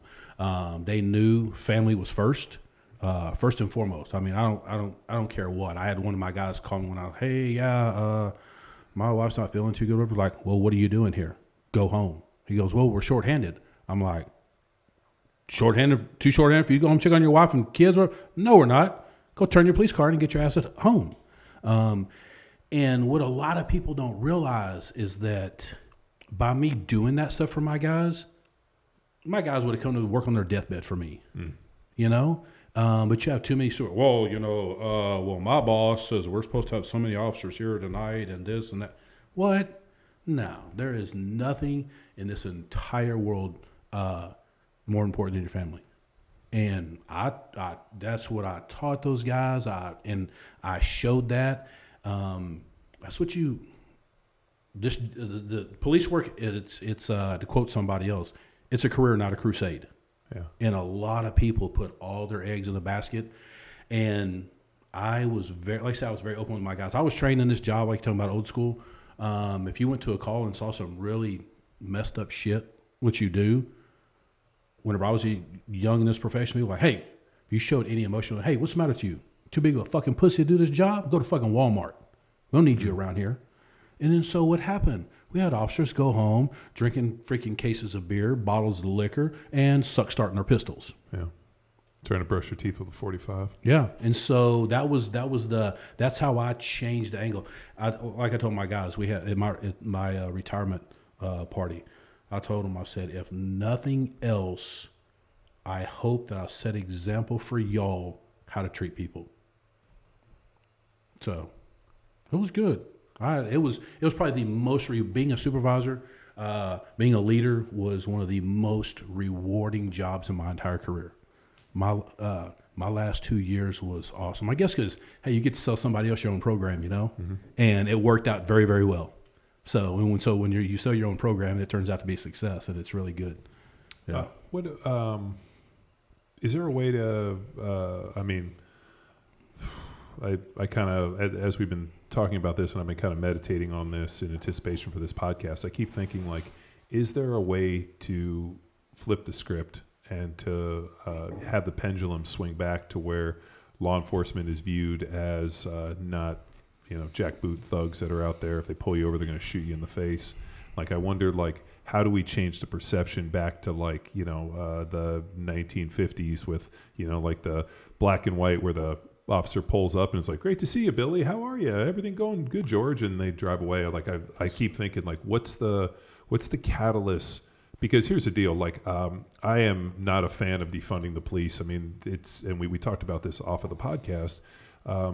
You're still getting your pension. You're still getting paid. You're still getting your benefits. There's still vehicles to drive. They still got to put gas in the cars. They still got to put bullets, guns, boots, batons, all that stuff, and all those hard good items. When they start cutting budgets and defunding the police, what they're doing is they're cutting the training budgets, which is really the software which we need more of to make sure that we can do this, which involves life coaching, maybe some positivity training, changes of mindset, being more proficient with, use of force, like shit. Like if these guys had some basic skills within jiu-jitsu, I mean, how far would this go? I mean, like it blows my mind because the municipalities are not going to cut the budgets for the hard goods. They're just cutting the budgets on the fucking software. What's funny, while I laughed when you brought that up, I think at Austin, our DT section, our defensive tactics guys, we have 2 I know for sure, maybe another one, but we have several adjunct instructors as well. Probably at APD, we probably have a dozen legit Gracie black belts. Yeah. And one of them is one of the lead defensive tactics instructors. So yeah, so our officers get jiu-jitsu like nobody's business. And they should. I mean, like nobody's. And the cool thing about jiu-jitsu is it's not strikes. It's not Muay Thai. You're not beating people in the face. Yeah, they teach you how to get people into control. Yeah. I felt very fortunate to, honestly, to be an Austin police officer. Our level of training was ridiculous. The one thing you talk about more training that they need.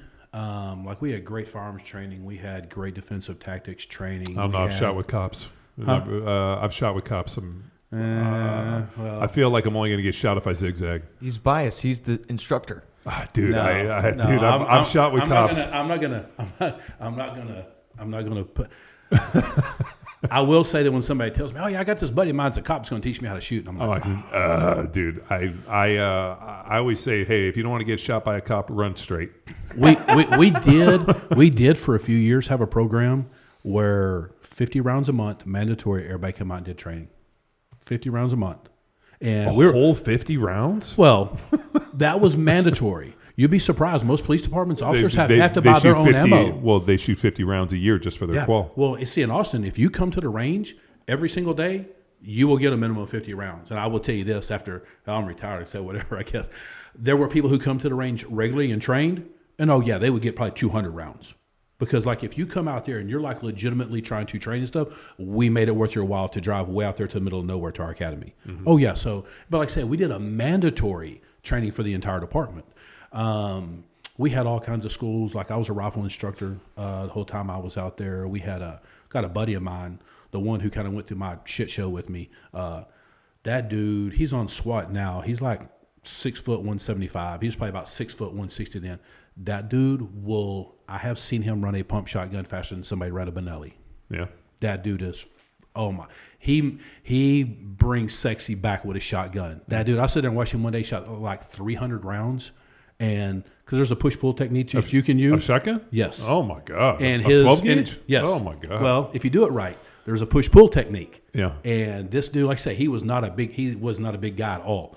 And that dude would run a shotgun. Like, people would just stand around and stare at him whenever he was running the shotgun. Wow. That was awesome. So we had very, very good quality. I probably had close to 1,000 hours of firearms and tactics training myself. Now, most of all that I went and got on my own. And, the city didn't pay for all that stuff. But we had excellent training. The one thing that, looking back, that officers are not trained for, like I said, we did firearms training. We had rifle training. We did pistol, rifle, shotgun. We did active shooter training. We did this and that. We had all of that kind of stuff. The one training we didn't have was to teach you the training about vicarious trauma. And vicarious trauma and displaced responsibility are huge with police officers. I told him about a story. There was a call one night that we called it a missing hotshot. It was an 8-year-old autistic child. Got out of the house. A few minutes later, got a call before officers could even get there. got a call of an auto pedestrian collision. We all knew what it was. The officers went over there, and like I say, you could just tell everybody's tone on the radio. They knew. Yeah. And one of the guys was like, "Hey, I'll go check it out." So he gets a description of the child and the person at the collision, and he comes over and he comes up with his call sign on the radio, and the dispatcher even paused. And she's like, "Go ahead," and he paused. He's like, "Yeah, these two calls are related." Mm-hmm. And I was just sitting there thinking to myself, I'm like, no. Sure enough, it was. Well, I had to go to the scene because my officers were there, and it was time for us to get off. And this was going to be a long crime scene kind of a deal. And so I had to get other officers, night shift officers, there to relieve my guys. Well, in the process of that, I walked past the body 4 times. That's the shit they don't train you for. Yeah. And that's the stuff right there. Yeah. That's the catalyst for all of the negativity and the cynicism and the depression, the alcoholism, well, you know why, the suicide. It's easier to cope with it that way than it is to cope with it the other way. And that's which my point. Is just bury it. And that's my point as far as training. I've never in my life had any training. I did not hear the term vicarious trauma till 3 months before I retired. 29 years in this career. I did not hear that term until 3 months before I retired. You know, the only time I've heard that was I was reading a study on PTSD, mm-hmm. and they were talking about levels of PTSD for soldiers that even had never gone outside the wire. So they had were having PTSD from stories that they had heard secondhand. So like that was the first time I heard the vicarious trauma was mm-hmm. through. And, because the idea is, when people think of PTSD, this person saw this fucking awful stuff, and now they're having this emotional trauma. They were relating PTSD from people being in the situation, never seeing it, but hearing the secondhand story, but being in the environment, not within harm's way, and having PTSD-related symptoms. And kind of on that topic, I had a guy that I worked with, and he was in the military for a while, and he was a cop. And he said, being a cop was way harder for him. This is his personal story. So it was way harder for him because he said when he was in the military and he was deployed, like you go outside the wire, you do patrols, do what you're going to do, come back to the base. He said, it sucked because you're away from your family. He said, but we did have the internet and stuff like that. We could email and so on and so forth. He said, it sucked being away from them. But when you're done with doing what you're going to do for the day, you go hit the gym with your boys, take 15 scoops of pre-workout and go do some CrossFit and whatever and play video games. Fucking get weird. Yeah, exactly. But he said... Not because of the pre-workout, but because of the CrossFit. Yes. And so he said what was hard for him when he became a police officer, he says, if they got in a firefight or something like that, it's like, cool, go back to the base. You sit down, talk to your boys, you process that shit. He said being a cop. Say, for instance, that was that call that I talked about. Let's say I was a day shift officer, just to ease conversation. So he goes and works that call with a dead child. Okay, he has to work that. Well, he gets off work and he has to go then take little Johnny to baseball practice and little Sally to whatever softball practice, and he has to go out there and help coach and just act like the world's a fucking wonderful place. And look at me, I got my happy pants on. And he would. 3 hours ago, he was dealing with a dead child. That's the shit that gets cops. And he said that's what was hard for him. He said, when I was in the military, we go back to the base, we'd hang out. He said, yeah, it sucked being away from my family and so on and so forth. He said, but being a cop, he said, I go see some fucked up shit. Now I got to go home and cut the grass and help, little Johnny and Sally with their homework and go help coach sports and stuff like that, hours after dealing with this stuff. So, yeah. And then... another big thing too, people don't understand that the displaced responsibility. Officer told me recently he worked a collision one time. The wife had died. They'd taken the wife out of the car. She was in the EMS, and he knew that she had died. She died in the ambulance. He was talking with the husband. The husband did not know yet, and so he was having to sit there and try to calm this husband down. Everything's cool, but he knew that his wife was dead in that ambulance. Mm-hmm.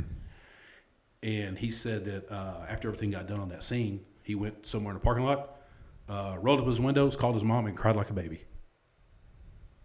So that's the That's the shit people need to realize. There's a lot of stuff, and that's the stuff that police officers need training about. They tell you, we train people to no end with active shooter training, firearms training, tactics, all kinds of stuff. Never, ever I don't remember ever getting an hour of training about how to deal with shit like that. How do you deal with that? Get fucking angry until your wife wants to kick you out of the house. No, I'm just thinking are there tools? Because as humans, we're not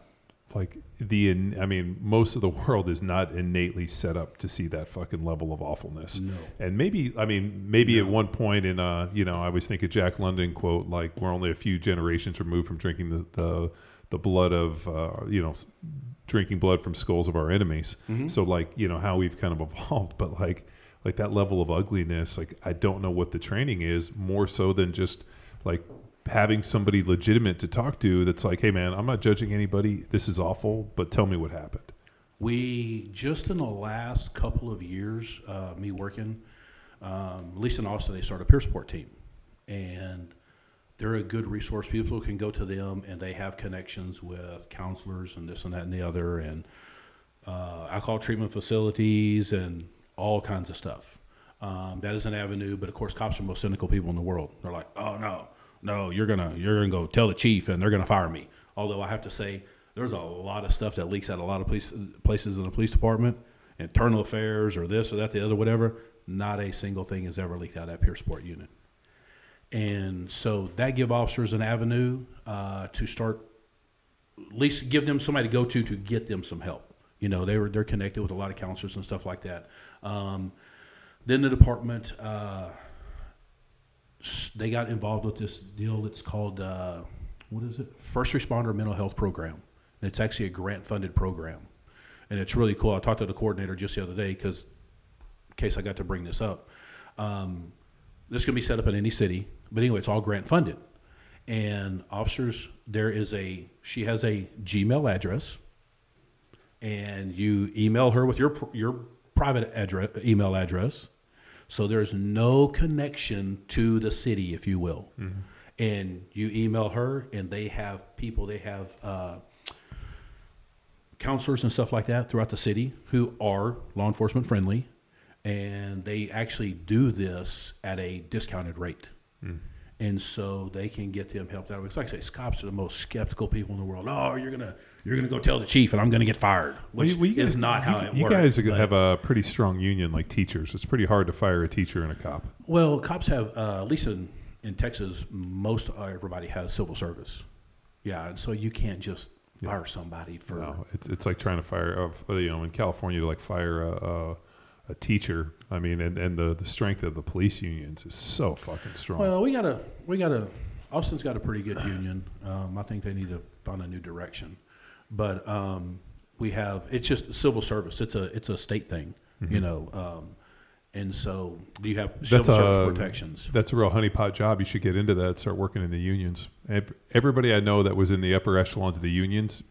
Like the NFL union, those people print fucking money. Yeah, but here's the problem. Here's the problem with me being in a union is if somebody did something fucking stupid, I'm gonna tell you, sorry, bro, you did something stupid. I'm not carrying the torch for you. You know? I mean, but that's personal accountability, and that's what everybody in the world needs. That personal accountability. Yeah, yeah. Well, I mean, it's I always think that most people know right from wrong. But then you also have to remember there's some bias with that because we don't know how everybody grew up. We don't know how everybody was raised. I mean, that a little 8-year-old kid come over and motherfucking you because his mom said, we don't know what led up to that, right? And how he's influenced. He thinks that's right, but fuck, as a parent, you shouldn't fucking put that in your kids. And it's, and that's something I constantly think about. Everybody knows right from wrong, but what if you were never taught right from wrong, and the only thing and what you thought was right was so fucked up that this is your perception how far to fall. Yeah. Everybody just has to be open-minded. Like I say, seek first to understand, then to be understood. But how we can get the general public to do that, I have no idea. I just can tell you that police officers will, I don't know. Like I say, these guys, they put out so much out there. take on responsibilities for things that happened that they had no idea, no way to stop that thing from happening, whatever bad deal it was or whatever, but they take that on personally. It's like, I don't know, these people are... Feels like if to be a good cop, you would probably need to be made of Teflon, where like nothing stuck, like you could just be like let everything slide off your back. Yeah, it like. But then we lose that human element, and you're just RoboCop versus. Well, not necessarily. Then everything's very cut and dry and black and white. But the problem is, and this is what I think in law enforcement, like to be a good cop, you can't be black and white. You have to see nuance and gray. No, you can't. That was the problem in RoboCop. He was black and white. See, and I saw the big gray area all the time. I worked in the gray area all the time. And this is just things I pass on to my guys. I told them stories like this. When I was a young patrol officer. I saw a guy. He's driving a little Honda A2000 come off a Koenig onto Lamar, and it was a little bit wet, and he kind of slid around a little bit. And so I did a U-turn, pulled him over in Dan's Hamburgers on North Lamar, and I saw when he passed by me, this guy was like old enough to be my dad. And whenever I was pulling the parking lot, he was pulling in, his wife was giving him the business. It was 3 o'clock in the morning, no traffic, nothing. I pulled up beside the guy. He was kind of surprised. So I pulled up beside him. I rolled down my window. I said, "Sir, you're probably old enough to be my father, aren't you?" He's like, "Yes, sir." And I looked over at his wife, and I said, "You'll take care of this for me, won't you?" She said, "Yes, sir, I will." I said, "Y'all be careful and have a good night," and turned around and drove off. That right there did more for that guy than any ticket that I could have ever written to him. But, that's just one person's perspective. That's what I did.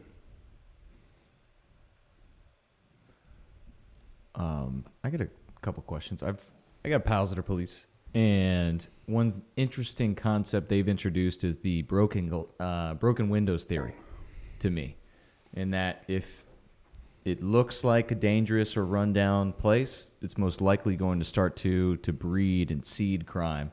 Mm-hmm. And what we've witnessed from afar, because we're not in Austin, is vagrant laws, so allowing people to just live and do their business in front of... That just got repealed. Yeah. Thankfully.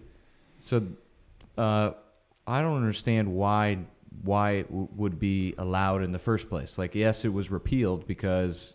But the broken windows is... Yeah, but here's we the allow problem. these people to live here, it starts to look dirty, and then crime will start to breed because... But what do we do with those people? Like, I mean, here's the issue, and this goes back fucking years. So Ronald Reagan, when he came in, there was a lot of mental health facilities, and they'd send these people off.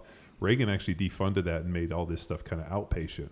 And the problem was there was no place to take these people anymore. So there's no, I mean, like a lot of the people living on the street, and I don't know, you would know better than me, are legitimately crazy people, schizophrenics, and drugs.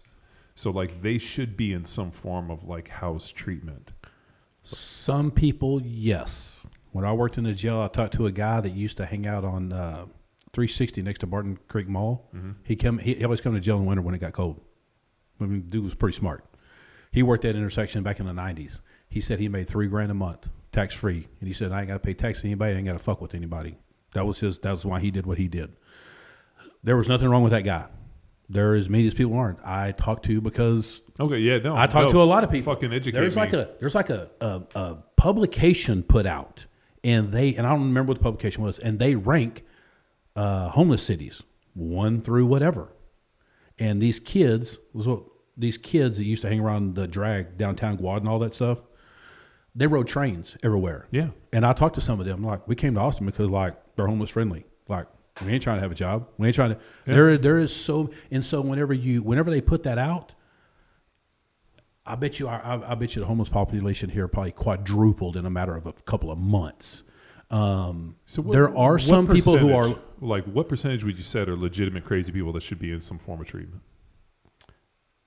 I did not come across that many that were legitimately crazy. Oh, okay. I mean, so when I lived in Berkeley, mm-hmm. There was a ton of homeless people, and they were absolutely batshit crazy. Like when we would encounter them and see them, like walking around in circles, patting their heads. I mean, like just complete fucking. Maybe Berkeley was running tests on them. Maybe they could be over there doing their acid Kool-Aid test. But like there was, like the people that were living on the streets like it was either drugs or some form of like mental illness. So I just kind of assume that like no, and maybe this is another one of my bias. I would assume that a healthy, mentally stable individual would not select that as their option. But maybe it's different. No, yeah, there's some people who are, and yeah, you could call it a mental illness, or like that one guy. He's like, I don't want to deal with people, and I don't want to pay taxes. I make $3,000 a month standing on a corner. He said, and I don't really work that long and that hard. He just didn't. He just want to be a part of society. So, I'd thought those people moved to Alaska, fucking live out in the middle of nowhere. Oh yeah. Well, Houston made panhandling illegal because there was numerous reports this dude sits on this stoplight, dude, and then they see him go to his car and just. Oh, go I saw home. people do that. Did you see the I guy saw in people do Chicago? that several times. There was a guy who panhandled outside of the Chicago Cubs games, and he was actually fairly wealthy individual, like normal dude. He would just like go to his car, put on some crazy shit, go out there panhandle, and he would make like $500 to $1,000 every game, and then he'd go get back in his car, and he would do it. He had a normal job and would leave and come do this, and then the news followed him. I think it was Chicago. Yeah, I think it was Chicago, and they followed him and they totally busted him. They went to his place of work and the whole deal. I saw that more than once. Yeah, I saw a guy get into a brand new Hyundai with paper plates. No kidding. It was at Old Torf and 35 on the east frontage. He would work that intersection right there, and he parked his car in the La Quinta parking lot. And I was sitting there watching one time, and he walked over. Matter of fact, he went over to his car, sat down in it, pulled out his cooler, sit down, got a sandwich, chips, drink, made us a little lunch, got done with doing smoked a cigarette, packed his stuff up, locked his car, and went back out on the intersection. Saw this stuff more than once. Wow. Yeah, And like I say, there are some people who legitimately do need help. Don't get me wrong, but just letting them run wild. There's some laws, or there's a thought process now about giving people an option instead of jail time, giving them treatment. But the only problem is with this particular program, there's nothing to hold them accountable. Like, you have to show up to treatment this day or whatever. And I was talking to some people actually who are in that treatment kind of a world, and they're homeless advocates and all that kind of stuff. And they're not even for that stuff, because they said an addict has to be held accountable. If you don't hold them accountable, all you're doing is letting them commit a crime and letting them out of jail. So that's not even doing them any good. Wow. Yeah, it seemed like the population, once the camping in public, whatever, got made legal. I mean, it fucking exploded. It exploded. So all those people didn't just like crawl out of a gutter somewhere. They came to Austin because of that. Yeah. So, well, I think the two things that probably keep the Austin population a little low. One was that probably freeze we had recently. And then also the extreme heat. I mean, shit, dude, it's 100 degrees and 80% humidity. I mean, it's tough living outside in a tent. Yeah, but those dudes can do it. Well, that's because they like beef jerky. Like, I mean, they're like, COVID? Shit, lick me in the mouth with that. I'll be fine. I won't even cough. You ever read David Sinclair's book, Lifespan? Yeah. You know how he talks about basically the human body, if you treat it like a car, take your car, leave it parked in the garage, always detail it, it's going to last forever. Yeah. The human body, you do that's going to be worse. But if you constantly challenge the human body, how do you build a muscle? You tear it apart and it heals itself. Same thing. That's the reason those people live so long. Yeah. They can live out there in the heat and 150 degrees and humidity and like, all right, whatever. Yeah, they're fucking tougher than us. Yes, I'm like, they're conditioned to it. I'm over here and I get gluten bomb and I feel sick though. Those people are fucking. I survive on nothing but gluten and like they don't have any food allergies. Yes, like they are fucking. Like the end of the world happens, we're all dead. Those fucking people would be like, "What are you talking about? This nuclear waste tastes delicious." Yeah. Oh yeah. Totally. Yeah. They'll live forever. No doubt. Yeah, that's actually a really good book. I just posted a talk he did where he was talking about NMN supplement to like increase brain cognition. Mm-hmm. And the only reason I know was we had Joe Dirt on the podcast for the hyperbarics, and we were just talking offline about. I want to see that. Oh yeah, no, we had pretty much one of the foremost experts in the world on hyperbarics on the Joe podcast. Dituri, not the David Spade character. Yeah, no, I just call him Joe Dirt because that's what he is in my phone. I met Joe at Doc's party. Yeah, yes. So he drank lots of margaritas with that dude. He's a good fucking dude. Yeah, he is. He's hilarious and smart. Yes. Like he's one of those like evil geniuses. Yes. But we were as he was sending me a bunch of research and we were talking about hyperbarics. I remembered reading in Lifespan, so I started going through it and actually sent him a talk about like, hey, if we, because my whole thing is like, what if you create for the hyperbarics? What if you were to supplement and create a more advantageous environment for these things to work? So like I was like, hey, is there some like micronutrients? What do you think about IVs? What about this? What about this? And so I sent him that. That's how I clicked on. But I read that book, but I literally just about a week ago like watched a whole bunch of TED Talks like I had just trying to hone some stuff in because that book is like this. Yes. And to go through it, I'm like, fuck, I ain't got time to go through. See, and I'm not that smart, so I listened to it on audio. So I had to go through it real slow. I probably had it on like 3/4 speed. Man, I gotta touch pages. Like I don't mind getting in the car and listen to audiobooks and text. I know you're like me. Like I want to feel the page and I want to see the words on. Look at all the notes I take during a podcast. Imagine when I'm reading a book. Yeah, look at me. I write in the margins too on all these books. I'm now getting to where maybe I've settled down a bit since I've retired. I'm getting to where I enjoy reading the book. I'm reading the book How to Change Your Life by Michael Pollan. It's all about psychedelic research. Oh yeah. The acid electric Kool-Aid test. Oh my gosh! Dude, you never heard that one?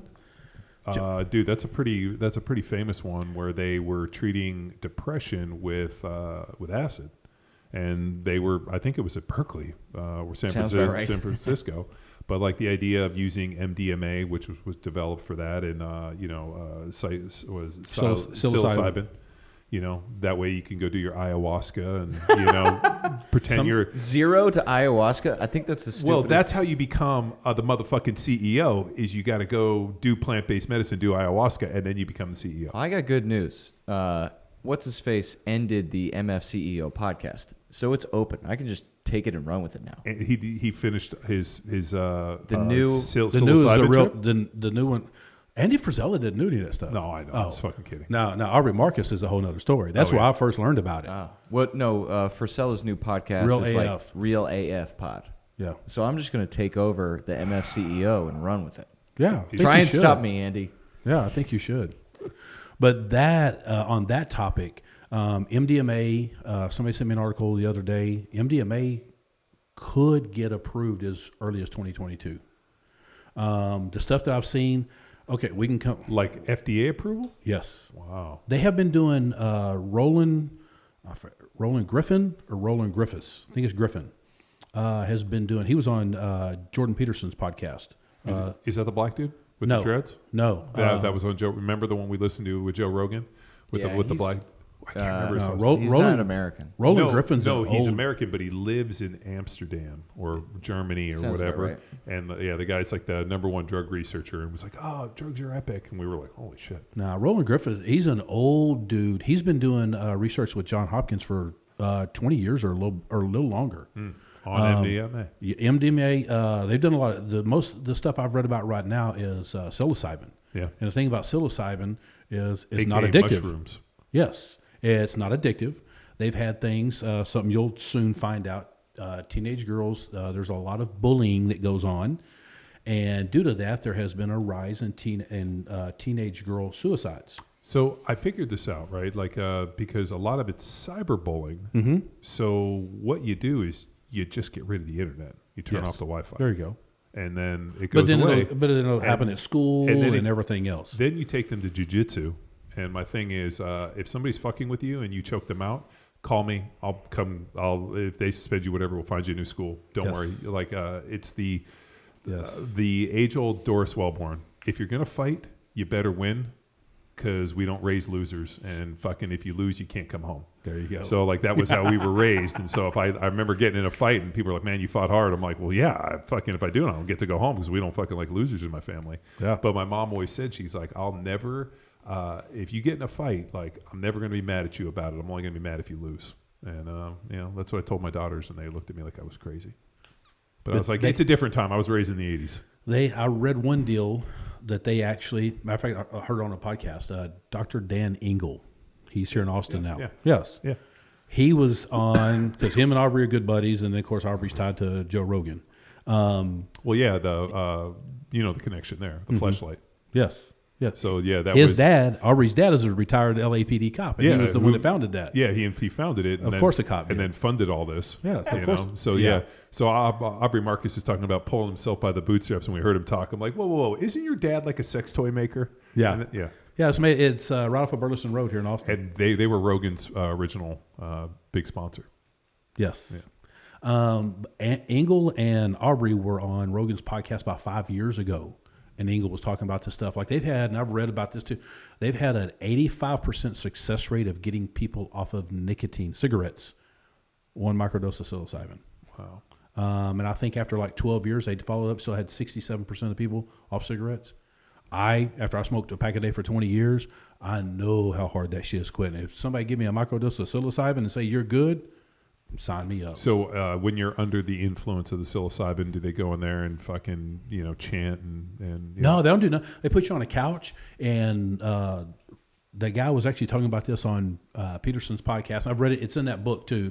Apparently, people in that space, the How to Change Your Mind by Michael Pollan is like the book that they all read. Yeah. And so that's why I'm reading that one. Apparently, they'll tell you, hey, go lay down. Lay on the couch, chill out, and they just kind of coach you. They're like, hey, one of the things I've gotten from reading this stuff, they say, like, if you see a door, go through it.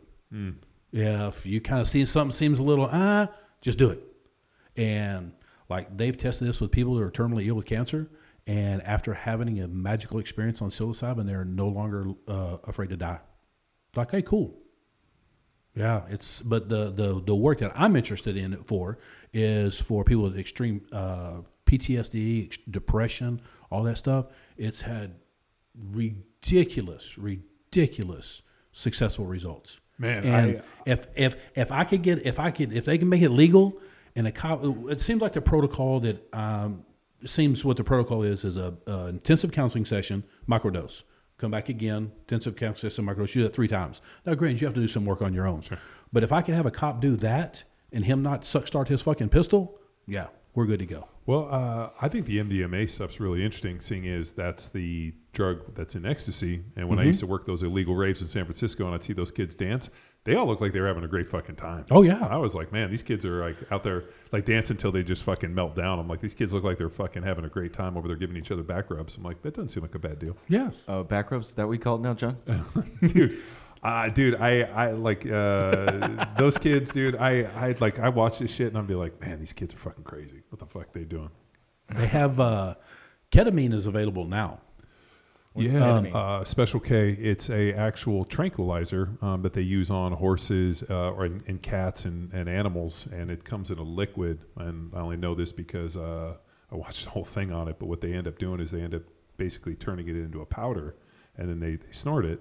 And this is legal? Well, no, it's super illegal. But the way that I knew about it was some of those kids that passed out. They called it, they were stuck in a K-hole, and this guy's like, oh, that kid's in a K-hole. I'm like, what the fuck is a K-hole? He's like, Special K. I'm like, what the fuck is Special K, the cereal? He's like, no, ketamine.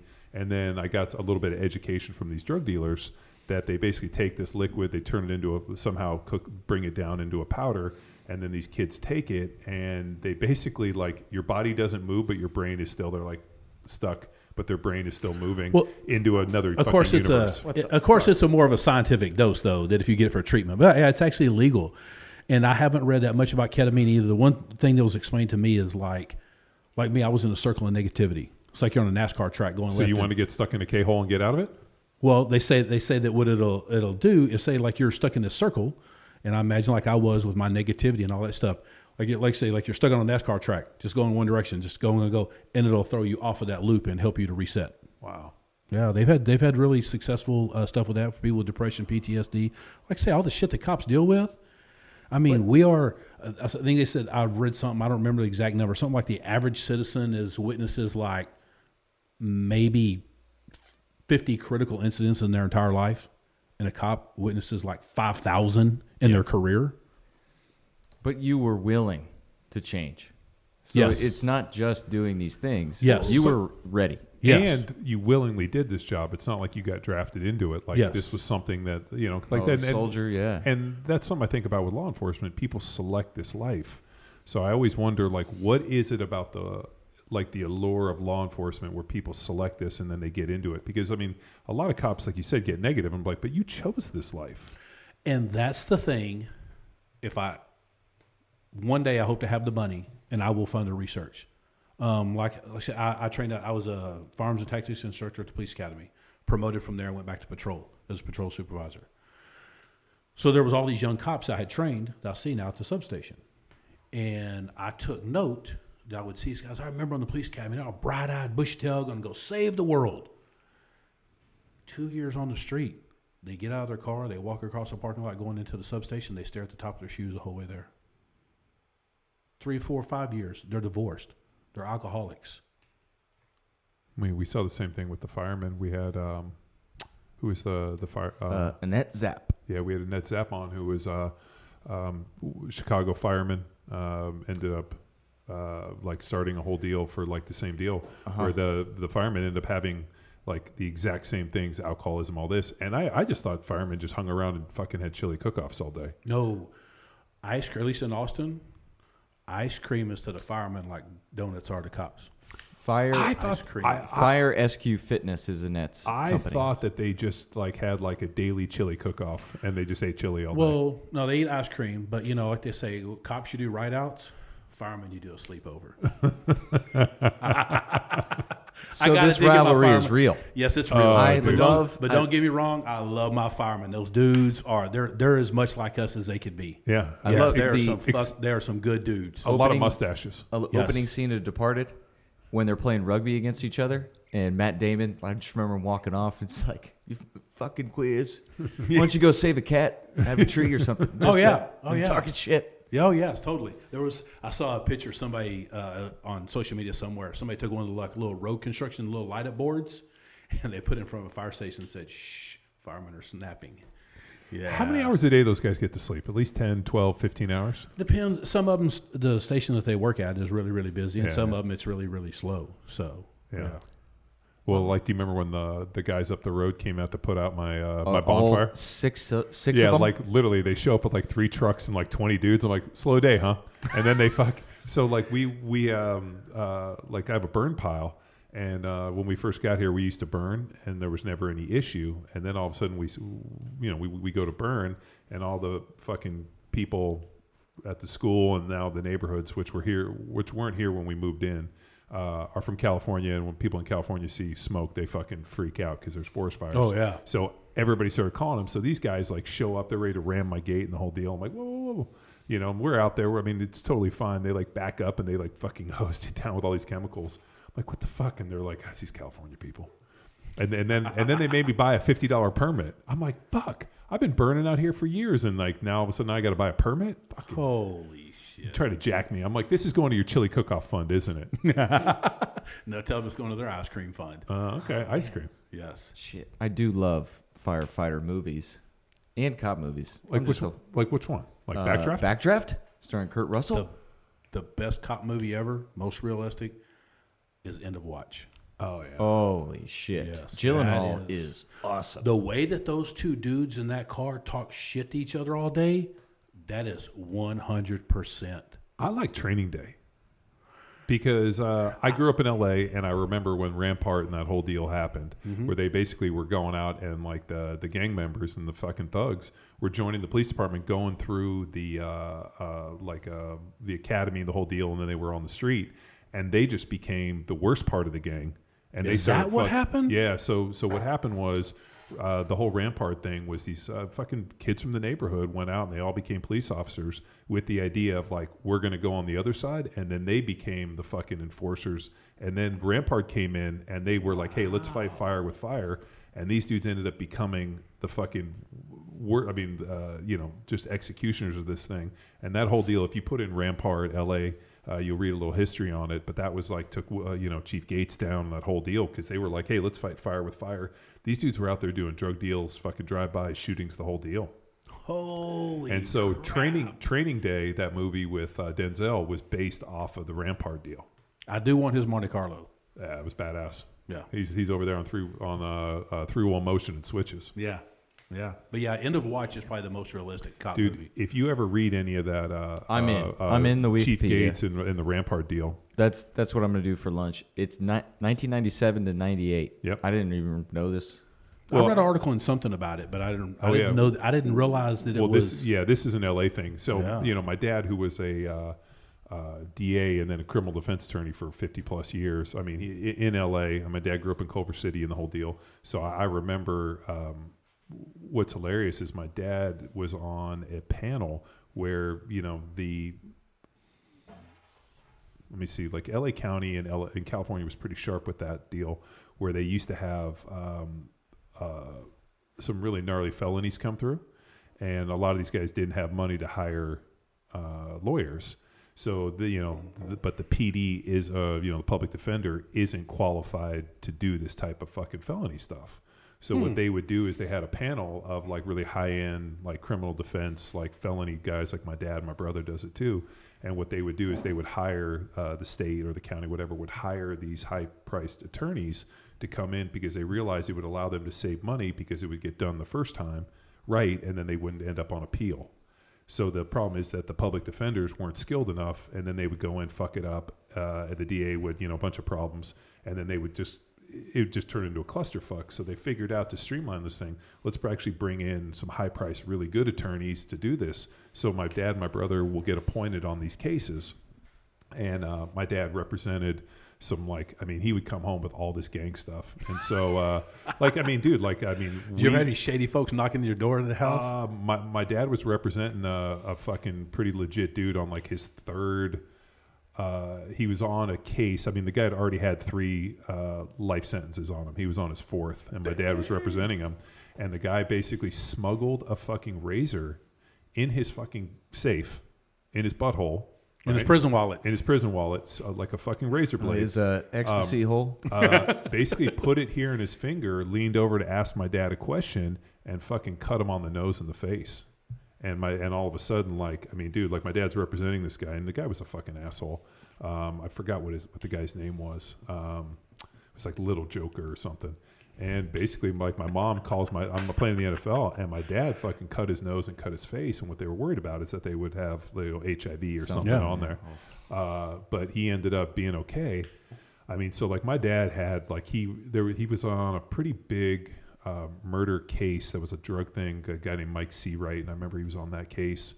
And my dad, did some really, really high profile. My brother's on Dateline a whole bunch. He does all that big stuff in Orange County. So because of that, he grew up in a family of attorneys. Like my dad knew these cops, knew that area, had represented people and the whole deal. And I remember when that hit, he was like, holy shit, dude, these guys were basically like the Crips and the Bloods, but wearing police badges. And they had been badged up into this, Rampart district to go in and basically fight fire with fire. And it's like, if they're going to fucking drive by and they're going to sell drugs, we're going to drive by and sell drugs. And that was the whole. That's wild. Yeah, but like Training Day, there was truth within that. Oh yeah. Oh, I bet. Yeah. Wow, that's crazy. How are your relationship with prosecutors and the justice side? I never had any really. I saw a lot of stuff that. I don't have a lot of faith in the criminal justice system. Yeah, it's money talks and bullshit walks. Well, Jose Garcia or Garza is the DA here in Austin, which is unfortunate. I voted against him. Mm-hmm. He's not allowing. Here's the deal: if law enforcement is designed to investigate and make arrests, and if you guys make arrests and bring people in, if the prosecutor doesn't have there's no vested interest in actually prosecuting people, then it's just a fucking revolving door. I spoke to a minority police officer about this. I was like, hey, what do you think about this? I said, what do you think that their motives are? He goes, oh, they're just trying to get votes from the minority population. I was like, really? I said, well, how do you feel about that? Because you're a cop. He's like, he goes, I understand, the people on one side go, oh yeah, good, yeah, let these people out of jail. Maybe that could be my cousin. Maybe he'll let them out of jail, whatever. And so some of those people are for it. He said, but if you really think about it, you're really not helping anybody. He said they're really not helping these people. It's like a facade that they're putting on. That, we really care about you. It's like, no. They don't give a fuck. Yeah, they don't give a fuck. They care about power. Exactly, they just care about power. Because if they truly cared about somebody, just like we do our kids, we hold them accountable. Yeah. Because it teaches them a lesson. And, you touch your finger to the stove and it's hot and you get burned, you don't do it again. Well, all you got to do is watch Cesar Millan and realize that dogs that are raised with discipline are much happier dogs than the dogs that aren't raised. All those dogs that come in that he has to rehab are all just fucking let to run wild without discipline, no rules, He's training the owners, John. Dude, watching Cesar Millan was like the best thing you could do in terms of having kids. I'm like, hey, set a schedule, make sure they get plenty of exercise, and make sure that you're ironclad in your rules. Like, don't be a dick, but don't bend. It's funny you say that because somebody told me this years ago, and my wife and I have had many conversations about this. You see somebody who has pets before they have children, the way that their pets act, their children will act the same way. So if they got a bunch of badass little barking, yapping dogs that run around and, act like a bunch of little crackheads, that's how their kids are going to act. And sure enough, I've seen that play out more than once. Did you have pets? Yes. And, you have 2 Aggies.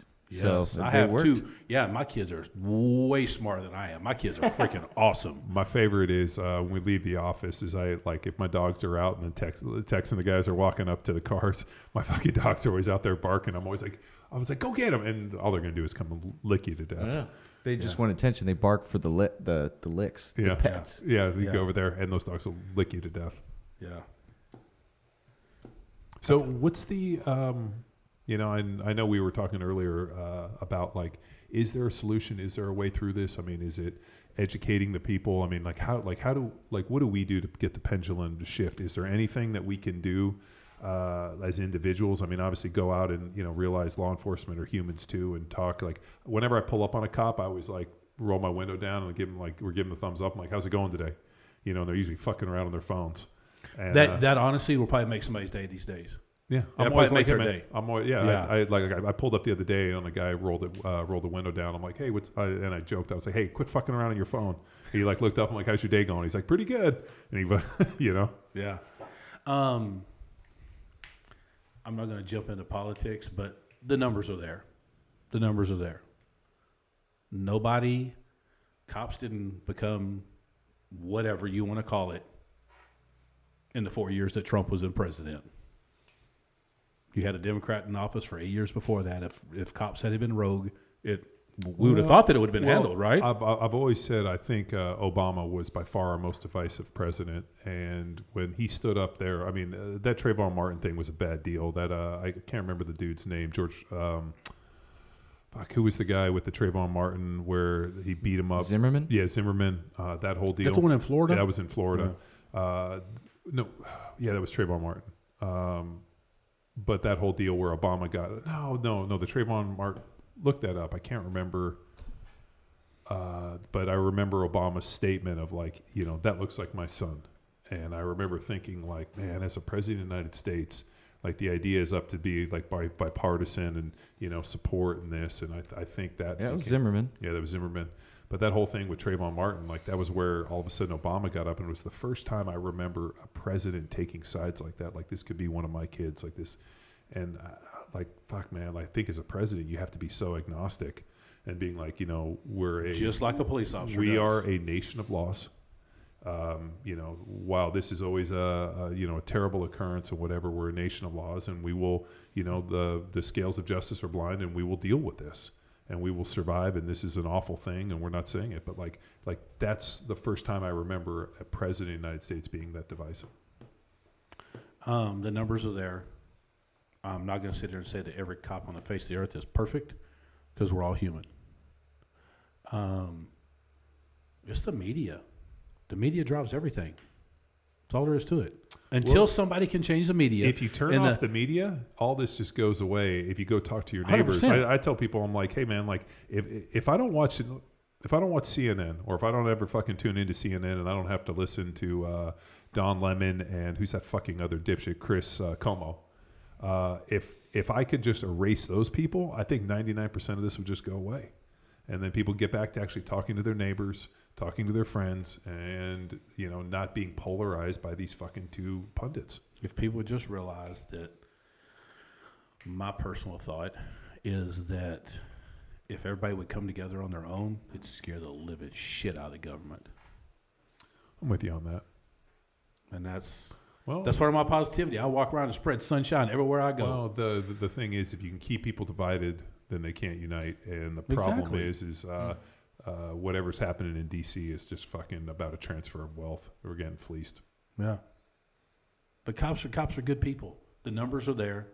Cops are not supposed to prejudge people, stereotype people, this, that, and the other. Easy, big country. You know that doesn't exist. But my God, we get all of the above times 10. Yeah. And if you call 911, somebody's going to be there to solve your problem. That's all there is to it. Cool. There's a bunch of really, really good people who are like seriously would put their life down for a complete stranger. And I don't know too many other people that would do that. Amen. Yeah. So what's a simple solution for citizens? Take a ride along. Just talk to a police officer. Yeah. What are easy, actionable steps? Yeah. Talk to them. Do a ride along. Yeah. Buy them some donuts. Yeah. Buy them some donuts. Hell yes. I love donuts.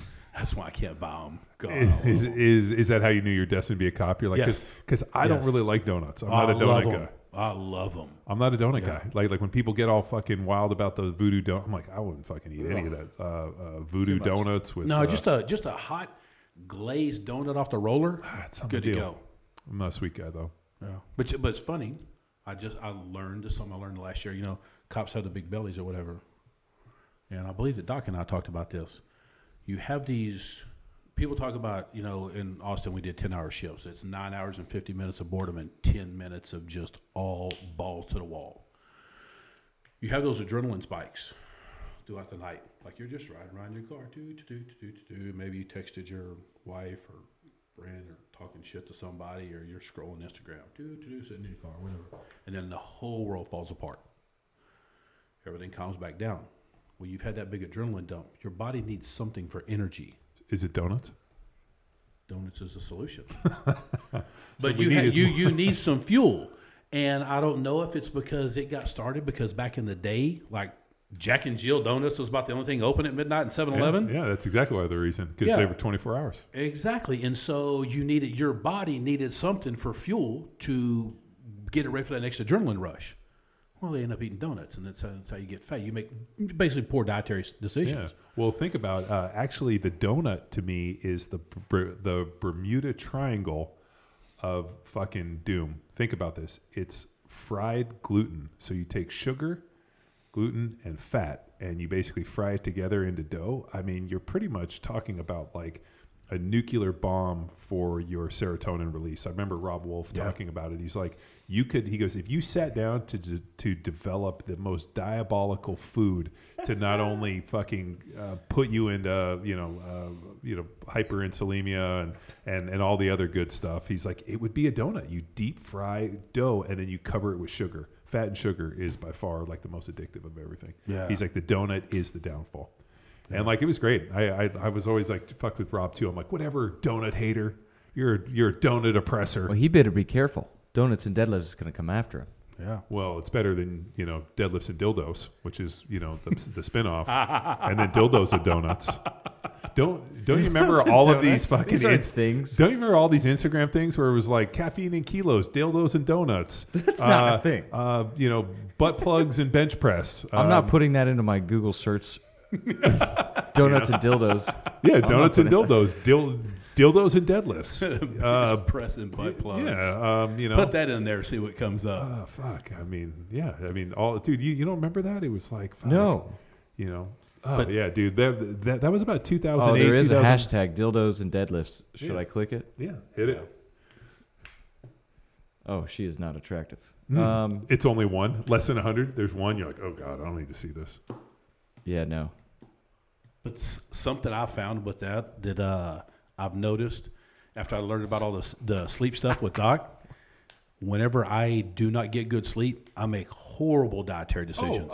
Dude, if you go to bed at 9, like you know, like let's say, like I try to get everybody moving to bed 8:30. If we can be in bed around 9, if every hour that you stay up, like the calorie consumption goes up astronomical. If you can go to bed at 9, you're pretty much like guaranteed. Like I always tell people whenever we do any diet coaching, or like I haven't done it in a while, but we got nutrition guys now. But I'm always like, go to bed at 9. Don't stay up late and don't watch TV. So why? Because you'll fucking sit up and eat. So think about all the cops that work evening shift and night shift. Oh yeah, no, they're fucking, and they're asleep too. That's something that I learned. It was a big thing for me, and just putting this out there to help out cops since I learned it. 6.5 hours of sleep or less is considered sleep deprived. Yeah. 11 days of that, your cognitive ability is equal to a person with 0.08 BAC. You're legally drunk. Yeah. 20 days, you're at a 0.2. You're double legally drunk. Yeah. And working shift work and all that kind of stuff, that was another thing that was, after I read that book, the second biggest thing I did, that's whenever I discovered Doc Parsley on podcasts. I started listening to everything I could get of his, and I started getting my sleep squared away. I'm sorry. He told me one time, I was like, man, you listen to too many damn podcasts. Well, he's so monotone. You ever had Parsley on? He's like, and then I'm like, come on, Doc, can we get a little fucking variation in the voice? Can I get an up and a down? He's like, but I love it. Yeah. Once I learned all that stuff, I was like, holy shit. And it changed so much. But the problem is with cops, other than, I mean, especially like right now, with all the overtime shifts and all that stuff. So, like, we used to either get off on one shift, we used to get off at midnight, another shift, we used to get off at 2. People, you have that adrenaline rush, especially when we worked in the busiest, by far the busiest area of the city, Northeast Austin. You get off at 2 o'clock and you are wired for sound. Wired. Let's get some donuts. Yes. Mrs. Johnson's on Airport in 35. Yeah, they'd open up like at 2 in the morning. Anyway. No, maybe it was later than that. I used to stop by there whenever I was working night shift. When I lived in Berkeley, the bar we used to go to was called Henry's, and I had to walk down I forgot what it was. It was Durant maybe, and then I'd make a left, and I would have to go back to where I lived. I lived a couple blocks down. They didn't start cooking donuts until about 1 a.m. And then the bars would, start shutting down at 1:30, 2 o'clock. And they would literally, the sorority Cash girls only. were like, like the Pied Piper. They would just and they used to sell donut holes in bags. I do like because, that's not a real donut. You can have like 10 donut holes and you didn't have a whole donut. So they would sell these for $5, and the sorority girls would just fucking go over and get donut holes and then walk back up. And I was like, what a bunch of geniuses. And one time, I was like making a joke, and the guy's like, of course we start cooking at this time. We want the smell of donuts to bring all these, girls that have like moms have repressed them from having donuts and let them crush donut holes. I'm like, you guys are geniuses. I love it. Yes. So. Yeah, that's one of the cops that stay up late like that, made the dietary decisions. But it's hard once you had some crazy shit happen. It's hard to get off at 2 o'clock and go home and just go crawl into bed. You got to meditate or listen to something, or maybe take some ketamine or psilocybin or MDMA, and then go to a rave. Well, there's a girl that I think works out at the gym that he does, and she actually started a program here in Austin, and she does yoga. I think she's a CrossFit instructor or whatever too, but she has an Instagram and a YouTube, and it's called Yoga for Police, and she actually has programs set. And I actually watched the one yesterday. It's like when you get off duty. She needs a better name. It's got to be like Yoga for 5-0 or Yoga for the Popo. Something. I'll tell her to listen to this and tell her to she needs like Yoga for 5-0. That'd be good. Yoga for 5-0. Yeah, that would be good. That would be good.